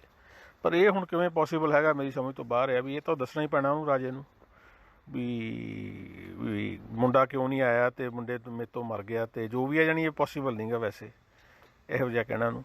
ਜਦੋਂ ਬ੍ਰਾਹਮਣ ਨੇ ਇਸ ਤਰ੍ਹਾਂ ਦੇ ਬਚਨ ਕਹੇ ਅਤੇ ਇਹ ਗੱਲ ਸੁਣਦਿਆਂ ਹੀ ਸਰਵਣ ਦੇ ਮੂੰਹੋਂ ਜਾਣੀ ਜਿਹੜਾ ਕਿ ਮਰ ਰਿਹਾ ਸੀਗਾ, ਰਾਜੇ ਦੀਆਂ ਅੱਖਾਂ ਵਿੱਚੋਂ ਹੰਝੂ ਨਿਕਲ ਆਏ। ਦਸ਼ਰਥ ਨੇ ਕਿਹਾ, ਮੈਨੂੰ ਅਧਿਕਾਰ ਹੈ ਜਿਸ ਨੇ ਅਜਿਹਾ ਮਾੜਾ ਕੰਮ ਕੀਤਾ ਹੈ। ਉਹਨੂੰ ਜਾਣੀ ਆਪਣੇ ਆਪ 'ਤੇ ਪਛਤਾਵਾ ਹੋਣ ਲੱਗਿਆ ਰਾਜੇ ਦਸ਼ਰਥ ਨੂੰ, ਜਿਸ ਕਰਕੇ ਰਾਜ ਨਸ਼ਟ ਹੋ ਗਿਆ ਹੈ ਅਤੇ ਧਰਮ ਭ੍ਰਸ਼ਟ ਹੋ ਗਿਆ ਹੈ। ਯਾਨੀ ਉਹ ਆਪਣੇ ਆਪ ਨੂੰ ਲਾਹਣਤਾਂ ਪਾ ਰਿਹਾ ਹੁਣ ਰਾਜਾ ਦਸ਼ਰਥ। ਜਦੋਂ ਰਾਜੇ ਨੇ ਉਸ ਦੀ ਦੇਹ ਵਿੱਚੋਂ ਤੀਰ ਕੱਢਿਆ, ਤਦੇ ਮਹਾਨ ਮੁਨੀ ਨੇ ਪ੍ਰਾਣ ਤਿਆਗ ਦਿੱਤੇ। ਮੁਨੀ ਮਤਲਬ ਸ਼ਰਵਣ, ਜਾਣੀ ਉਹਨੇ ਜਿਉਂ ਹੀ ਤੀਰ ਕੱਢਿਆ ਇੱਧਰੋਂ ਅਤੇ ਨਾਲੇ ਉਹਦੇ ਜਾਨ ਉਹਦੀ ਨਿਕਲ ਗਈ। ਫਿਰ ਰਾਜਾ ਮਨ ਵਿੱਚ ਉਦਾਸ ਹੋ ਗਿਆ ਅਤੇ ਘਰ ਨੂੰ ਪਰਤਣ ਦੀ ਆਸ ਹੀ ਛੱਡ ਦਿੱਤੀ। ਮਨ ਵਿੱਚ ਧਾਰ ਲਿਆ ਕਿ ਯੋਗ ਭੇਸ ਨੂੰ ਧਾਰ ਲਵਾਂ, ਵੀ ਯੋਗੀ ਬਣ ਜਾਵਾਂ, ਸਾਰਾ ਕੁਛ ਛੱਡ ਕੇ ਅਤੇ ਯੋਗੀ ਬਣ ਜਾਵਾਂ ਹੁਣ, ਕਿਉਂਕਿ ਉਹ ਰਾਜਾ ਸੀਗਾ ਅਤੇ ਠਾਠ ਬਾਠ 3 ਰਾਣੀਆਂ ਅਤੇ ਜੋ ਵੀ ਹੈਗਾ ਉਹਦਾ ਸਹੂਲਤਾਂ, ਉਹਦੇ ਕੋਲ ਸੁੱਖ ਸਹੂਲਤਾਂ, ਅਤੇ ਦੇਸ਼ ਨੂੰ ਤਿਆਗ ਕੇ ਕਿਤੇ ਜੰਗਲ ਵਿੱਚ ਜਾ ਵਸਾਂ। ਮੇਰਾ ਇਹ ਰਾਜ ਸਾਜ ਕਿਸ ਕੰਮ ਹੈ, ਮੇਰਾ ਇਹ ਰਾਜ ਸਾਜ ਕਿਸ ਕੰਮ ਹੈ ਜਿਸ ਨੇ ਬ੍ਰਾਹਮਣ ਨੂੰ ਮਾਰ ਕੇ ਇਸ ਤਰ੍ਹਾਂ ਦਾ ਕੁਕਰਮ ਕੀਤਾ ਹੈ। ਉਹ ਕਹਿੰਦਾ ਆਪਣੇ ਆਪ ਨੂੰ ਫਿਰ ਲਾਹਣਤਾਂ ਪਾ ਰਿਹਾ ਵੀ ਰਾਜ ਸਾਜ ਕਿਸ ਕੰਮ ਦਾ, ਜਿਹਨੇ ਬ੍ਰਾਹਮਣ ਨੂੰ ਮਾਰ ਕੇ ਕੋਈ ਕਰਮ ਕੀਤਾ ਹੈ। ਇਹਦਾ ਮਤਲਬ ਇੱਥੇ ਹੀ ਵੀ ਕੱਢ ਸਕਦੇ ਹਾਂ ਆਪਾਂ ਬਈ ਅਗਰ ਉਹ ਬ੍ਰਾਹਮਣ ਨੂੰ ਮਾਰਨ ਦਾ ਅਫਸੋਸ ਹੈ ਉਹਨੂੰ, ਅਗਰ ਬ੍ਰਾਹਮਣ ਜਾਤ ਸਪੈਸ਼ਲੀ ਲਿਖੀ ਹੈ, ਤਾਂ ਅਗਰ ਕੋਈ ਗੈਰ ਬ੍ਰਾਹਮਣ ਜਾਤ ਵਾਲਾ ਬੰਦਾ ਹੁੰਦਾ ਸ਼ਾਇਦ ਫਿਰ ਉਹਨੂੰ ਇੰਨਾ ਅਫਸੋਸ ਨਾ ਹੁੰਦਾ। ਸੁਜਾਨ ਰਾਜੇ ਨੇ ਫਿਰ ਇਸ ਤਰ੍ਹਾਂ ਦੀ ਗੱਲ ਕਹੀ ਕਿ ਸਾਰੇ ਜਗਤ ਦੀ ਕਿਰਿਆ ਕਾਲ ਦੇ ਅਧੀਨ ਹੈ। ਸੁਜਾਨ ਰਾਜੇ ਨੇ ਫਿਰ ਇਸ ਤਰ੍ਹਾਂ ਦੀ ਗੱਲ ਕਹੀ ਕਿ ਸਾਰੇ ਜਗਤ ਦੀ ਕਿਰਿਆ ਕਾਲ ਦੇ ਅਧੀਨ ਆ, ਤੇ ਹੁਣ ਕੁਝ ਅਜਿਹਾ ਉਪਾਅ ਕਰ ਜਿਸ ਨਾਲ ਉਸਦੇ ਮਾਤਾ ਪਿਤਾ ਬਚ ਜਾਣ। ਹਾਂ, ਜਾਣੀ ਉਹ ਜਦੋਂ ਲਾਹਣਤਾਂ ਪਾ ਰਿਹਾ ਆਪਣੇ ਆਪ ਨੂੰ ਰਾਜਾ ਦਸ਼ਰਥ, ਤਾਂ ਉਹਦੇ ਦਿਮਾਗ 'ਚ ਆਉਂਦੇ ਆ ਵੀ ਜਿਹੜੇ ਸਾਰੇ ਜੱਗ ਦਾ ਆਉਣਾ ਜਾਣਾ ਉਹ ਕਾਲ ਦੇ ਅਧੀਨ ਹੈਗਾ, ਜਗਤ ਦੀ ਕਿਰਿਆ, ਤੇ ਵੀ ਹੁਣ ਜੋ ਹੋਣਾ ਸੀ ਉਹ ਹੋ ਗਿਆ, ਪਰ ਤੂੰ ਉਹਨਾਂ ਦੇ ਮਾਤਾ ਪਿਤਾ ਜਿਹੜਾ ਸ਼ਰਵਣ ਦੇ ਨੇ ਉਹਨਾਂ ਦੇ ਸਾਂਭ ਸੰਭਾਲ ਦੀ ਗੱਲਬਾਤ ਕਰ। ਰਾਜੇ ਨੇ ਘੜੇ ਨੂੰ ਪਾਣੀ ਨਾਲ ਭਰ ਕੇ ਸਿਰ 'ਤੇ ਰੱਖ ਲਿਆ ਅਤੇ ਉਹਦੇ ਮਾਤਾ ਪਿਤਾ ਕੋਲ ਪਹੁੰਚ ਗਿਆ, ਬ੍ਰਾਹਮਣ ਦੇ ਮਾਤਾ ਪਿਤਾ ਸ਼ਰਵਣ ਦੇ, ਅਤੇ ਸਾਵਧਾਨੀ ਨਾਲ ਉਹਨਾਂ ਦੇ ਨੇੜੇ ਗਿਆ। ਤਦ ਉਹਦੇ ਮਾਤਾ ਪਿਤਾ ਭਾਵੇਂ ਅੰਨੇ ਸੀਗੇ ਪਰ ਪੈਰਾਂ ਦੀ ਆਵਾਜ਼ ਉਹਨਾਂ ਨੇ ਸੁਣ ਲਈ। ਬ੍ਰਾਹਮਣ ਨੇ ਰਾਜੇ ਪ੍ਰਤੀ ਕਿਹਾ, ਪਾਦੜੀ ਛੰਦ ਸਫਾ 398 ਸ਼ੁਰੂ ਹੋਣ ਲੱਗਾ ਜੀ। ਹੇ ਪੁੱਤਰ, ਦੱਸ ਵੀ ਦੇਰ ਕਿਉਂ ਲੱਗੀ ਹੈ। ਇਹ ਸੁਣ ਕੇ ਭਲਾ ਰਾਜਾ ਚੁੱਪ ਕਰ ਰਿਹਾ। ਉਹਨਾਂ ਨੇ ਪੁੱਛਿਆ ਵੀ ਦੇਰ ਕਿਉਂ ਆ, ਰਾਜਾ ਕੁਝ ਨਹੀਂ ਬੋਲਿਆ। ਬ੍ਰਾਹਮਣ ਨੇ ਮੁੜ ਕਿਹਾ, ਪੁੱਤਰਾ ਬੋਲਦਾ ਨਹੀਂ। ਕਸੂਤੀ ਸਥਿਤੀ ਸਮਝ ਕੇ ਰਾਜਾ ਚੁੱਪ ਕਰ ਰਿਹਾ। ਰਾਜਾ ਫਿਰ ਵੀ ਨਹੀਂ ਬੋਲਦਾ। ਰਾਜੇ ਨੇ ਉਸਦੇ ਹੱਥਾਂ ਵਿੱਚ ਪਾਣੀ ਫੜਾ ਦਿੱਤਾ, ਉਹਦੇ ਯਾਨੀ ਬਾਪ ਦੇ ਹੱਥ 'ਚ ਪਾਣੀ ਫੜਾ ਦਿੱਤਾ ਦਸ਼ਰਥ ਨੇ। ਅੰਨੇ ਬ੍ਰਾਹਮਣ ਨੇ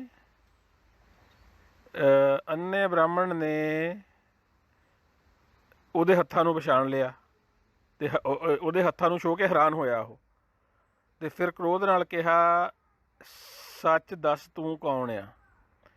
ਇਸ ਤਰ੍ਹਾਂ ਦਾ ਬੋਲ ਸੁਣਦਿਆਂ ਹੀ ਰਾਜਾ ਰੋ ਪਿਆ। ਉਹਨੇ ਜਾਣੀ ਹੱਥਾਂ 'ਚੋਂ ਪਛਾਣ ਲਿਆ ਵੀ ਸਾਡਾ ਸ਼ਰਵਣ ਪੁੱਤਰ ਤਾਂ ਹੈ ਨਹੀਂ ਇਹ, ਤੇ ਉਹ ਰਾਜਾ ਰੋ ਪਿਆ ਜਦੋਂ ਉਹਨੇ ਪੁੱਛਿਆ ਵੀ ਤੂੰ ਕੋਈ ਹੋਰ ਆ, ਵੀ ਦੱਸ ਕੌਣ ਆ।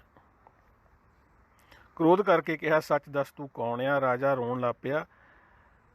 ਰਾਜੇ ਨੇ ਬ੍ਰਾਹਮਣ ਪ੍ਰਤੀ ਕਿਹਾ, ਪਾਦੜੀ ਛੰਦ ਫੇਰ ਲਿਖਿਆ ਜੀ, ਹੇ ਸ੍ਰੇਸ਼ਟ ਬ੍ਰਾਹਮਣ, ਮੈਂ ਤੇਰੇ ਪੁੱਤਰ ਦਾ ਘਾਤਕ ਹਾਂ, ਜਿਸ ਨੇ ਤੇਰੇ ਸ਼ਰਵਣ ਪੁੱਤਰ ਨੂੰ ਆਪਣੇ ਦੇਸ਼ ਵਿੱਚ ਮਾਰਿਆ ਹੈ। ਮੈਂ ਦਸ਼ਰਥ ਰਾਜਾ ਤੇਰੇ ਚਰਨੀ ਪਿਆ ਹਾਂ। ਹੇ ਬ੍ਰਾਹਮਣ, ਜੋ ਕਰਨਾ ਚਾਹੋ ਉਹੀ ਮੇਰੇ ਨਾਲ ਵਰਤਾਓ ਕਰੋ, ਵੀ ਜੋ ਤੂੰ ਚਾਹੁੰਦਾ ਆ ਤੂੰ ਮੈਨੂੰ ਸਜ਼ਾ ਦੇ ਸਕਦਾ, ਅਤੇ ਮੈਂ ਸਜ਼ਾ ਤੇਰੇ ਤੋਂ ਲੈਣ ਲਈ ਤਿਆਰ ਹਾਂ। ਜਾਣੀ ਇਹਦਾ ਕੇਂਦਰੀ ਭਾਵ ਆਪਾਂ ਕਹੀਏ, ਰੱਖਣਾ ਚਾਹੋ ਤਾਂ ਰੱਖੋ, ਮਾਰਨਾ ਚਾਹੋ ਤਾਂ ਮਾਰੋ, ਮੈਂ ਤੁਹਾਡੇ ਦਰ 'ਤੇ ਸ਼ਰਨੀ ਪਿਆ ਹਾਂ। ਤਦ ਉਹਨਾਂ ਦੋਹਾਂ ਨੇ ਦਸ਼ਰਥ ਰਾਜੇ ਨੂੰ ਕਿਹਾ, ਬਹੁਤ ਸਾਰੀਆਂ ਲੱਕੜੀਆਂ ਅਤੇ ਅੱਗ ਇਹ ਦੋਵੇਂ ਮੰਗਵਾ ਦੇ। ਉਹਦੀ ਗੱਲ ਸੁਣ ਕੇ ਦਸ਼ਰਥ ਨੇ ਜਦੋਂ ਦੱਸੀ ਸਾਰੀ ਗੱਲ ਅਤੇ ਆਪਣੇ ਆਪ ਨੂੰ ਪੇਸ਼ ਕਰਤਾ ਸਜ਼ਾ ਵਾਸਤੇ, ਤਾਂ ਉਹਨਾਂ ਨੇ ਉਹਦੇ ਜਿਹੜਾ ਅੰਨਾ ਜੋੜਾ ਸੀਗਾ ਬਜ਼ੁਰਗ, ਉਹਨਾਂ ਨੇ ਉਹਨੂੰ ਕਿਹਾ ਵੀ ਲੱਕੜਾਂ ਮੰਗਾ ਦੇ। ਤਦ ਬਹੁਤ ਸਾਰੀਆਂ ਲੱਕੜਾਂ ਮੰਗਵਾ ਲਈਆਂ। ਰਾਜੇ ਦਸ਼ਰਥ ਨੇ ਲੱਕੜਾਂ ਇਕੱਠੀਆਂ ਕਰ ਲਈਆਂ, ਉਹਨਾਂ ਦੀ ਚਿਖਾ ਬਣਾ ਕੇ ਦੋਵੇਂ ਉਸ ਉੱਤੇ ਬਹਿ ਗਏ ਜੀ। ਬਜ਼ੁਰਗ ਜੋੜਾ ਜਿਹੜਾ ਸੀਗਾ ਅੰਨਾ, ਦੋਹਾਂ ਪਾਸਿਆਂ ਤੋਂ ਅੱਗ ਮਚਾ ਦਿੱਤੀ, ਪਰ ਬ੍ਰਾਹਮਣ ਜਾਣ ਕੇ ਅੱਗ ਠੰਡੀ ਹੋ ਗਈ ਜੀ। ਜਾਣੀ ਉਹਨਾਂ ਨੇ ਆਪਣੇ ਆਪ ਨੂੰ ਮਾਰਨਾ ਚਾਹਿਆ, ਖੁਦਕੁਸ਼ੀ ਆਪਣੇ ਪੁੱਤਰ ਦੇ ਵਿਯੋਗ ਦੇ ਵਿੱਚ, ਅਤੇ ਜਦੋਂ ਉਹ ਬੈਠੇ ਚਿਤਾ ਦੇ ਉੱਤੇ, ਅਤੇ ਕਿਉਂਕਿ ਉਹ ਜਾਤ ਦੇ ਬ੍ਰਾਹਮਣ ਸੀਗੇ ਇਸ ਕਰਕੇ ਅੱਗ ਠੰਡੀ ਹੋ ਗਈ। ਤਦ ਉਹਨਾਂ ਨੇ ਆਪਣੇ ਸਰੀਰ 'ਚੋਂ ਯੋਗ ਅਗਨੀ ਪੈਦਾ ਕੀਤੀ। ਆਪਣੇ ਸਰੀਰ ਤੋਂ ਜਾਣੀ ਯੋਗ ਧਾਰ ਕੇ, ਯੋਗ ਦਾ ਧਿਆਨ, ਜਾਣੀ ਯੋਗ ਜਿਹੜਾ ਆਪਾਂ ਯੋਗਾ ਕਹਿ ਲਈਏ ਜਾਂ ਯੋਗ ਜੋ ਵੀ ਕਹਿ ਲਈਏ, ਵੀ ਮੰਤਰ ਸੰਤਰ ਪੜ੍ਹ ਕੇ ਮੰਤਰ ਤੰਤਰ, ਅਤੇ ਉਹਨਾਂ ਨੇ ਅਗਨੀ ਪੈਦਾ ਕੀਤੀ ਆਪਣੇ ਸਰੀਰ 'ਚੋਂ, ਅਤੇ ਦੋਹਾਂ ਨੇ ਸੜ ਕੇ ਮਰਨ ਦਾ ਸਾਜ਼ ਬਣਾ ਲਿਆ। ਜਾਣੀ ਦੋਨਾਂ ਨੇ ਡਿਸਾਈਡ ਕਰ ਲਿਆ ਮਰਨ ਦਾ। ਉਸ ਵਿੱਚ ਉਹ ਆਪਸਮ ਹੋ ਗਏ ਅਤੇ ਦੋਹਾਂ ਨੇ ਕ੍ਰੋਧ ਕਰਕੇ ਰਾਜੇ ਨੂੰ ਸ਼ਰਾਪ ਦਿੱਤਾ। ਮਰਨ ਤੋਂ ਪਹਿਲਾਂ ਉਹਨਾਂ ਨੇ, ਸੜਨ ਤੋਂ ਪਹਿਲਾਂ ਜਾਣੀ ਉਹਨਾਂ ਨੂੰ ਰਾਜੇ ਨੂੰ ਸ਼ਰਾਪ ਦਿੱਤਾ। ਬ੍ਰਾਹਮਣ ਰਾਜੇ ਪ੍ਰਤੀ ਬੋਲਿਆ, ਬ੍ਰਾਹਮਣ ਮੀਨਸ ਸ਼ਰਵਣ ਦਾ ਪਿਓ। ਪਾਦੜੀ ਛੰਦ, ਆਈ ਡੋਂਟ ਨੋ ਵਾਰੀ ਕਿਉਂ ਦੱਸਣ ਦੀ ਲੋੜ ਪੈ ਰਹੀ ਹੈਗੀ ਹੈ ਇਹ ਪਾਦੜੀ ਛੰਦ, ਕਿਉਂਕਿ ਜਾਂ ਤਾਂ ਹੋਵੇ ਨਾ ਵਿਚਾਲੇ ਕੋਈ ਹੋਰ ਛੰਦ ਆ ਗਿਆ ਹੋਵੇ ਅਤੇ ਉਹ ਤੋਂ ਬਾਅਦ ਪਾਦੜੀ ਹੈ। ਲਗਾਤਾਰ ਪਾਦੜੀ ਛੰਦ ਚੱਲ ਰਿਹਾ ਜੀ। ਹੁਣ ਇਹ ਪਾਦੜੀ ਛੰਦ ਕੀ ਹੁੰਦਾ ਇਹਦਾ ਮੈਨੂੰ ਵੀ ਨਹੀਂ ਪਤਾ ਹੈਗਾ। ਜਿਸ ਤਰ੍ਹਾਂ ਅਸੀਂ ਦੋਨਾਂ ਨੇ, ਹੁਣ ਉਹਨੇ ਜਾਣੀ ਮਰਨ ਤੋਂ ਪਹਿਲਾਂ ਸ਼ਰਾਪ ਦਿੱਤਾ ਜੀ ਉਹਨੇ ਬਜ਼ੁਰਗ ਨੇ, ਜਿਸ ਤਰ੍ਹਾਂ ਅਸੀਂ ਦੋਹਾਂ ਨੇ ਪੁੱਤਰ ਦੇ ਵਿਛੋੜੇ ਵਿੱਚ ਪ੍ਰਾਣ ਤਿਆਗੇ ਹਨ। ਹੇ ਰਾਜਨ ਸੁਣੋ, ਤੁਹਾਨੂੰ ਸਾਡਾ ਇਹੀ ਸ਼ਰਾਪ ਲੱਗੇ। इस तरह के नहीं, एक मिनट जी, वापस जाना पैना। जिस तरह ਅਸੀਂ ਦੋਹਾਂ ਨੇ ਪੁੱਤਰ ਦੇ ਵਿਛੋੜੇ ਵਿੱਚ ਪ੍ਰਾਣ ਤਿਆਗੇ ਹਨ, ਹੇ ਰਾਜਨ ਸੁਣੋ, ਤੁਹਾਨੂੰ ਸਾਡਾ ਇਹੀ ਸ਼ਰਾਪ ਲੱਗੇ। ਇਸ ਤਰ੍ਹਾਂ ਕਹਿ ਕੇ ਬ੍ਰਾਹਮਣ ਇਸਤਰੀ ਸਮੇਤ ਸੜ ਗਿਆ। ਉਹ ਦੋਵੇਂ ਪਤੀ ਪਤਨੀ ਸੜ ਗਏ ਜੀ, ਅਤੇ ਦੇਹ ਤਿਆਗ ਕੇ ਸਵਰਗ ਵੱਲ ਚਲੇ ਗਏ। ਮਤਲਬ ਕਿ ਇਹ ਪੂਰੀ ਗੱਲ ਜੀ ਲਿਖੀ ਨਹੀਂ ਗਈ ਇਹਦੇ 'ਚ, ਹੁਣ ਪਤਾ ਨਹੀਂ ਤਾਂ ਲਾਈਨ ਗਲਤੀ ਨਾਲ ਮਿਸ ਆ ਕਿ ਹੈ ਹੀ ਗ੍ਰੰਥ, ਖੈਰ ਮਿਸ ਤਾਂ ਨਹੀਂ ਹੋਣਾ, ਬੜਾ ਐਕੂਰੇਟਲੀ ਇਹ ਜਿਹੜਾ ਐਪ ਹੈਗਾ, ਮੈਂ ਆਈ ਸਰਚ ਗੁਰਬਾਣੀ ਐਪ ਹੈਗਾ ਆ, ਇਹ ਬਹੁਤ ਸੋਹਣਾ ਐਪ ਹੈ ਜੀ। ਗੁਰੂ ਗ੍ਰੰਥ ਸਾਹਿਬ ਦੇ ਬਾਰੇ ਅਤੇ ਦਸਮ ਗ੍ਰੰਥ ਬਾਰੇ ਬਹੁਤ ਵਧੀਆ ਡਿਟੇਲ 'ਚ ਲਿਖਿਆ ਹੋਇਆ ਇਹਨਾਂ ਨੇ ਇਹਦੇ ਬਾਰੇ। ਯਾਨੀ ਉਹ ਇਹੀ ਸ਼ਰਾਪ ਦੇ ਕੇ ਗਏ ਨੇ ਵੀ ਜਿਵੇਂ ਅਸੀਂ ਆਪਣੇ ਪੁੱਤਰ ਵਿਯੋਗ ਦੇ ਵਿੱਚ ਮਰੇ ਹਾਂ, ਤੂੰ ਵੀ ਇੱਕ ਦਿਨ ਆਈ ਤੜਫੇ ਤੇ ਮਰੇ। ਤੇ ਇੰਨੀ ਗੱਲ ਕਹਿ ਕੇ ਉਹ ਸਵਰਗਾਂ ਨੂੰ ਚਲਾ ਗਿਆ। ਜਿਹੜਾ ਜੋੜਾ ਸੀਗਾ ਸਵਰਗਾਂ ਨੂੰ ਯਾਨੀ ਟਿਕਟ ਕਟਾ ਲਈ ਜੀ ਉਹਨਾਂ ਨੇ। ਰਾਜੇ ਨੇ ਚਾਹਿਆ ਕਿ ਉਹ ਜਦੋਂ ਸੜ ਕੇ ਮਰ ਗਏ ਕਿ ਮੈਂ ਵੀ ਸੜ ਕੇ ਮਰ ਜਾਵਾਂ, ਉਹਦੇ ਦਿਮਾਗ 'ਚ ਆਇਆ, ਜਾਂ ਰਾਜ ਛੱਡ ਕੇ ਯੋਗੀ ਹੋ ਜਾਵਾਂ। ਉਹ ਪਹਿਲਾਂ ਵੀ ਸੋਚ ਰਿਹਾ ਸੀਗਾ ਉਹ, ਜਾਂ ਘਰ ਜਾ ਕੇ ਇਹ ਕਹਿ ਦੇਵਾਂ ਕਿ ਮੈਂ ਆਪਣੇ ਹੱਥਾਂ ਨਾਲ ਬ੍ਰਾਹਮਣ ਨੂੰ ਮਾਰ ਕੇ ਆਇਆ ਹਾਂ। ਮੈਂ ਅੱਛਾ, ਉਹਨੂੰ ਜ਼ਿਆਦਾ ਅਫਸੋਸ ਇਹੀ ਹੈਗਾ ਬਈ ਬ੍ਰਾਹਮਣ ਨੂੰ ਮਾਰ ਕੇ ਆਇਆ, ਵਾਰੀ ਵਾਰੀ ਬ੍ਰਾਹਮਣ ਜੋ ਲਿਖਿਆ ਇੱਥੇ। ਤੇ ਇਹ ਸੋਚ ਰਿਹਾ ਸੀ ਰਾਜਾ ਕਿ ਆਕਾਸ਼ ਬਾਣੀ ਹੋਈ, ਦੇਵ ਬਾਣੀ ਵਾਚ, ਇਹ ਗੁਰੂ ਜਿਹੜਾ ਦਸਮ ਗ੍ਰੰਥ ਆ ਇਹਦੇ 'ਚ ਲਿਖਿਆ ਹੋਇਆ ਦੇਵ ਬਾਣੀ ਵਾਚ, ਅਤੇ ਉਹਦੀ ਵਿਆਖਿਆ ਕੀਤੀ ਆ ਰਤਨ ਸਿੰਘ ਜੱਗੀ ਉਹਨਾਂ ਨੇ, ਆਕਾਸ਼ ਬਾਣੀ ਹੋਈ ਪਾਦਰੀ ਚੰਦ। ਤਦੋਂ ਭਲੀ ਪ੍ਰਕਾਰ ਦੇਵ ਬਾਣੀ ਹੋਈ, ਉੱਥੋਂ ਜਾਣੀ ਭਲੀ ਪ੍ਰਕਾਰ ਜਾਣੀ ਦੇਵ ਬਾਣੀ ਹੋਈ ਆਕਾਸ਼ ਬਾਣੀ। ਇਹ ਦਸ਼ਰਥ ਰਾਜੇ ਤੂੰ ਕੋਈ ਦੁੱਖ ਨਾ ਮਨਾ, ਆਕਾਸ਼ ਬਾਣੀ ਹੁੰਦੀ ਹੈ ਜੀ, ਆਕਾਸ਼ 'ਚੋਂ ਕੋਈ ਬੋਲਦਾ ਮੀਨਸ। ਤੇਰੇ ਘਰ ਵਿਸ਼ਨੂੰ ਪੁੱਤਰ ਹੋਣਗੇ, ਯਾਨੀ ਤੇਰੇ ਘਰ ਵਿਸ਼ਨੂੰ ਭਗਵਾਨ ਪੁੱਤਰ ਦੇ ਰੂਪ 'ਚ ਪੈਦਾ ਹੋਣਗੇ, ਅਤੇ ਸਾਰੇ ਦੇਵਤਿਆਂ ਦੇ ਰਾਜ ਸਿੱਧ ਹੋਣਗੇ, ਅਤੇ ਸਾਰੇ ਦੇਵਤਿਆਂ ਦੇ ਰਾਜ ਸਿੱਧ ਹੋਣਗੇ। ਰਾਮ ਨਾਮ ਵਾਲਾ ਅਵਤਾਰ ਹੋਵੇਗਾ ਜੋ ਸਾਰੇ ਜਗਤ ਦਾ ਉਧਾਰ ਕਰੇਗਾ। ਉਹ ਇੱਕ ਛਿਣ ਵਿੱਚ ਦੁਸ਼ਟਾਂ ਦਾ ਨਾਸ਼ ਕਰੇਗਾ। ਇਸ ਤਰ੍ਹਾਂ ਜਗਤ ਵਿੱਚ ਆਪਣੇ ਯਸ਼ ਦਾ ਪ੍ਰਕਾਸ਼ ਕਰੇਗਾ, ਯਾਨੀ ਉਹਦਾ ਯਸ਼ ਪ੍ਰਕਾਸ਼ ਉਹਦਾ ਹੋਊਗਾ ਦੁਨੀਆ ਦੇ ਵਿੱਚ, ਇਹਦੇ ਘਰੇ ਜਿਹੜਾ ਪੁੱਤਰ ਪੈਦਾ ਹੋਊਗਾ ਰਾਮ। ਅੱਗੇ ਆ ਗਿਆ ਜੀ ਨਰਾਜ ਛੰਦ। ਪਹਿਲਾਂ ਪਾਦੜੀ ਛੰਦ ਸੀਗਾ, ਨਰਾਜ ਛੰਦ, ਪੇਜ ਨੰਬਰ 400। ਮੈਂ ਚੈੱਕ ਕਰ ਲਵਾਂ ਅੱਗੇ ਤਾਂ ਨਹੀਂ ਲੰਘਿਆ, ਹਾਂਜੀ ਠੀਕ ਹੈ ਜੀ, ਪੇਜ ਨੰਬਰ 400। ਹੇ ਰਾਜਨ, ਚਿੱਤ ਤੋਂ ਨਿਸ਼ਚਿੰਤ ਹੋ ਜਾ, ਤੇਰੇ ਘਰ ਰਾਮ ਰਾਜ ਆਵੇਗਾ। ਰਾਮ ਰਾਜਾ ਆਵੇਗਾ, ਨਾਟ ਰਾਮ ਰਾਜਾ, ਰਾਜ ਆਵੇਗਾ, ਰਾਮ ਰਾਜਾ ਤੇਰੇ ਘਰ ਆਵੇਗਾ, ਜੋ ਤਕੜੇ ਦੁਸ਼ਟਾਂ ਨੂੰ ਜਿੱਤ ਕੇ ਵਿਜੇ ਹੋਣ ਦਾ ਪ੍ਰਮਾਣ ਪੱਤਰ ਪਾਵੇਗਾ। ਜੋ ਅਥਾਹ ਹੰਕਾਰ ਦੇ ਭਰੇ ਹੋਏ ਹਨ ਉਹਨਾਂ ਦਾ ਹੰਕਾਰ ਨਾਸ਼ ਕਰੇਗਾ। ਉਹ ਆਪਣੇ ਸਿਰ ਉੱਤੇ ਛੱਤਰ ਫਿਰਾਏਗਾ ਅਤੇ ਰਾਜਾ ਬਣ ਕੇ ਧਰਤੀ ਦਾ ਪਾਲਣ ਪੋਸ਼ਣ ਕਰੇਗਾ। ਨਾ ਖੰਡੇ ਜਾਣ ਵਾਲਿਆਂ ਦੇ ਟੋਟੇ ਟੋਟੇ, ਅਖੰਡ ਜਾਣੀ ਕਿ ਨਾ ਖੰਡੇ ਜਾਣੇ ਵਾਲੇ ਜਿਹੜੇ ਅਖੰਡ ਨੇ ਇਕੱਠੇ ਨੇ ਉਹਨਾਂ ਦੇ ਟੋਟੇ ਟੋਟੇ ਕਰੇਗਾ। ਨਾ ਛੰਡੇ ਜਾਣ ਵਾਲਿਆਂ ਨੂੰ ਛੰਡ ਦੇਵੇਗਾ। ਜਿਹੜਾ ਗ੍ਰੰਥ ਦੀ ਹੈਗੀ ਆ ਤੁਕ, ਅਖੰਡ ਖੰਡ ਖੰਡ ਕੈ, ਅਡੰਡ ਡੰਡ ਡੰਡ ਹੈ, ਅਡੰਡ ਡੰਡ ਢੰਡ ਹੈ। ਇਹਦੀ ਅੱਗੋਂ ਵਿਆਖਿਆ ਜੀ, ਨਾ ਖੰਡੇ ਜਾਣ ਵਾਲਿਆਂ ਦੇ ਟੋਟੇ ਕਰੇਗਾ, ਨਾ ਛੰਡੇ ਜਾਣ ਵਾਲਿਆਂ ਨੂੰ ਛੰਡੂਗਾ ਉਹ। ਨਾ ਜਿੱਤੇ ਜਾ ਸਕਣ ਵਾਲਿਆਂ ਨੂੰ ਜਿੱਤ ਕੇ ਵੱਡਾ ਭਾਰਾ ਰਾਜ ਸਥਾਪਿਤ ਕਰੇਗਾ, ਯਾਨੀ ਜਿਹੜੇ ਜਿੱਤੇ ਨਹੀਂ ਸੀ ਜਾ ਸਕਦੇ ਉਹਨਾਂ ਨੂੰ ਹਰਾਊਗਾ ਅਤੇ ਉਹਨਾਂ ਦਾ ਰਾਜ ਭਾਗ ਇਕੱਠਾ ਕਰਕੇ ਬਹੁਤ ਵੱਡਾ ਇੱਕ ਸਾਮਰਾਜ ਯਾਨੀ ਰਾਜ ਭਾਗ ਇਕੱਠਾ ਕਰੂਗਾ ਜੀ ਉਹ ਵੱਡਾ। ਸਾਰੇ ਕਲੰਕ ਦੂਰ ਕਰੇਗਾ ਅਤੇ ਨਿਸੰਗ ਹੋ ਕੇ ਲੰਕਾ ਨੂੰ ਮਾਰੇਗਾ। ਸਾਰੇ ਕਲੰਕ ਦੂਰ ਕਰੇਗਾ ਅਤੇ ਨਿਸੰਗ ਹੋ ਕੇ ਲੰਕਾ ਨੂੰ ਮਾਰੇਗਾ। ਬਾਣੀ 'ਚ ਲਿਖਿਆ ਜੀ ਇਹ ਜਿਹੜੀ ਹੈਗਾ ਸ਼ਬਦ, ਕਲੰਕ ਦੂਰ ਕੇ ਸਭੇ ਨਿਸੰਗ ਲੰਕ ਘਾਏ ਹੈ। 20 ਬਾਹਾਂ ਵਾਲੇ ਰਾਵਣ ਨੂੰ ਜਿੱਤ ਕੇ ਸ਼ਿਵ ਦਾ ਹੰਕਾਰ ਮਿਟਾਵੇਗਾ। ਇੱਥੇ ਪੁਆਇੰਟ ਟੂ ਵੀ ਨੋਟਡ ਹੈ ਜੀ ਇਹ, ਜਾਣੀ ਕਿ ਇਹ ਜਿਹੜਾ ਰਾਮ ਅਵਤਾਰ ਪੈਦਾ ਕੀਤਾ ਜਾ ਰਿਹਾ ਵਿਸ਼ਨੂੰ ਦਾ ਅਵਤਾਰ ਆ, ਅਤੇ ਵਿਸ਼ਨੂੰ ਸ਼ਿਵ ਦੇ ਹੰਕਾਰ ਨੂੰ, ਭਗਵਾਨ ਸ਼ਿਵ ਆ ਜਿਹੜਾ ਉਹਦੇ ਹੰਕਾਰ ਨੂੰ ਮਿਟਾਉਣਾ, ਤੋੜਨਾ ਚਾਹੁੰਦਾ ਉਹਦੇ ਹੰਕਾਰ ਨੂੰ। ਕਿਵੇਂ ਤੋੜਨਾ ਚਾਹੁੰਦਾ ਵੀ ਉਹ ਜਿਹੜਾ ਰਾਮ ਹੈਗਾ ਆ, ਰਾਮ ਚੰਦਰ, ਉਹ ਮਤਲਬ ਕਿ ਸਾਰੇ ਦੁਸ਼ਟਾਂ ਦਾ ਨਾਸ਼ ਕਰੇਗਾ, ਸਾਰੇ ਕਲੰਕ ਦੂਰ ਕਰੇਗਾ ਅਤੇ ਨਿਸੰਗ ਹੋ ਕੇ ਲੰਕਾ ਨੂੰ ਮਾਰੇਗਾ। ਜਦੋਂ ਲੰਕਾ ਨੂੰ ਮਾਰੂਗਾ ਉਹ ਰਾਵਣ ਨੂੰ, 20 ਬਾਹਾਂ ਵਾਲੇ ਰਾਵਣ ਨੂੰ ਜਿੱਤ ਕੇ ਸ਼ਿਵ ਦਾ ਹੰਕਾਰ ਮਿਟਾਵੇਗਾ। ਸ਼ਿਵ ਦਾ ਹੰਕਾਰ, ਰਾਵਣ ਨੂੰ ਮਾਰਨਾ ਤੇ ਸ਼ਿਵ ਦਾ ਹੰਕਾਰ ਕਿਵੇਂ ਟੁੱਟਦਾ ਆ? ਉਹ ਇਸ ਤਰ੍ਹਾਂ, ਕਿਉਂਕਿ ਜਿਹੜਾ ਰਾਵਣ ਸੀਗਾ ਉਹ ਸ਼ਿਵ ਦਾ ਪੁਜਾਰੀ ਸੀ ਤੇ ਸ਼ਿਵ ਦੀ ਵਿਸ਼ਨੂੰ ਨਾਲ ਬਣਦੀ ਨਹੀਂ ਹੈਗੀ। ਇਸ ਕਰਕੇ ਵਿਸ਼ਨੂੰ ਰਾਮ ਅਵਤਾਰ ਪੈਦਾ ਕਰਕੇ ਤੇ ਸ਼ਿਵ ਦਾ ਹੰਕਾਰ ਭੰਦਾ ਆ ਰਾਵਣ ਨੂੰ ਮਰਵਾ ਕੇ। ਇਹ ਬੜਾ ਪੁਆਇੰਟ ਨੋਟ ਕਰਨ ਵਾਲਾ ਜੀ ਇੱਥੇ। ਹੇ ਰਾਜਨ ਘਰ ਜਾਓ ਤੇ ਰਤਾ ਜਿੰਨਾ ਵੀ ਸੋਗ ਨਾ ਮੰਨੋ, ਅਤੇ ਧਰਤੀ ਦੇ ਬ੍ਰਾਹਮਣਾਂ ਨੂੰ ਬੁਲਾ ਕੇ ਯੱਗ ਆਰੰਭੋ। ਯਾਨੀ ਉਹ ਭਗਵਾਨ ਜਿਹੜਾ ਹੈਗਾ ਆਕਾਸ਼ਬਾਣੀ ਹੋ ਰਹੀ ਆ, ਉਹਦੇ 'ਚ ਉਹ ਕਹਿ ਰਿਹਾ ਵੀ ਤੂੰ ਚਿੰਤਾ ਨਾ ਕਰ, ਜੋ ਕੁਛ ਮੈਂ ਉੱਪਰ ਕਿਹਾ ਆ ਵੀ ਇਹ ਹੋਊਗਾ ਤੇ ਤੇਰੇ ਘਰ ਰਾਮ ਆਊਗਾ, ਤੇ ਤੂੰ ਜਾ ਕੇ ਇੱਕ ਯੱਗ ਦਾ ਆਯੋਜਨ ਕਰ। ਰਾਜਾ ਦਸ਼ਰਥ ਇਹਨਾਂ ਬੋਲਾਂ ਨੂੰ ਸੁਣ ਕੇ ਰਾਜਧਾਨੀ ਨੂੰ ਚਲਾ ਗਿਆ। ਆਕਾਸ਼ਬਾਣੀ ਸੁਣ ਕੇ ਰਾਜਾ ਦਸ਼ਰਥ ਆਪਣੇ ਘਰ ਵਾਪਸ ਲੈ ਗਿਆ। ਪਹਿਲਾਂ ਨਹੀਂ ਉਹ ਪਲਾਨ ਕਰ ਰਿਹਾ ਸੀਗਾ ਵੀ ਮੈਂ ਰਾਜ ਭਾਗ ਛੱਡ ਕੇ ਤੇ ਯੋਗ ਧਾਰ ਲਵਾਂ ਜੀ। ਅਤੇ ਵਸ਼ਿਸ਼ਟ ਨੂੰ ਬੁਲਾ ਕੇ ਰਾਜਸੂ ਯੱਗ ਕਰਨ ਲੱਗਾ। ਵਿਸ਼ਿਸ਼ਟ ਮਤਲਬ ਕਿ ਹੁੰਦੇ ਜਿਹੜੇ ਬੰਦੇ ਐਕਸਪਰਟ ਹੁੰਦੇ ਨੇ, ਵਿਸ਼ੇਸ਼ੱਗ ਜਿਹੜੇ ਵਿਸ਼ਿਸ਼ਟ ਨੇ, ਉਹਨਾਂ ਨੂੰ ਸੱਦ ਕੇ ਤੇ ਰਾਜਸੂ ਯੱਗ ਆ ਜਿਹੜਾ ਉਹ ਆਰੰਭ ਕਰਤਾ ਜੀ ਉਹਨੇ। ਰਾਜੇ ਦਸ਼ਰਥ ਨੇ ਦੇਸ਼ਾਂ ਦੇ ਸੈਨਾਪਤੀ ਬੁਲਾ ਲਏ ਅਤੇ ਤਰ੍ਹਾਂ ਤਰ੍ਹਾਂ ਦੇ ਬ੍ਰਾਹਮਣ ਰਾਜੇ ਦਸ਼ਰਥ ਦੇ ਘਰ ਆ ਗਏ। ਅਨੇਕਾਂ ਤਰ੍ਹਾਂ ਦਾ ਮਾਣ ਦੇ ਕੇ ਵਜ਼ੀਰ ਦੀਵਾਨਾਂ ਨੂੰ ਬੁਲਾ ਲਿਆ, ਯਾਨੀ ਮਾਨ ਸਨਮਾਨ ਦੇ ਕੇ ਉਹਨਾਂ ਨੂੰ ਤੋਹਫੇ ਦੇ ਕੇ ਤੇ ਵਜ਼ੀਰਾਂ ਨੂੰ ਬੁਲਾ ਲਿਆ। ਉਸ ਦਿਨ ਤੋਂ ਰਾਜਸੂ ਯੱਗ ਦਾ ਆਰੰਭ ਹੋ ਗਿਆ ਜੀ। ਚਰਨ ਧੋਣ ਲਈ ਪਾਣੀ, ਆਸਣ, ਧੂਫ, ਦੀਪ ਦੇ ਕੇ ਰਾਜੇ ਨੇ ਬ੍ਰਾਹਮਣ ਦੇ ਚਰਨ ਧੋ ਕੇ ਬਹੁਤ ਪਰਿਕਰਮਾ ਕੀਤੀਆਂ।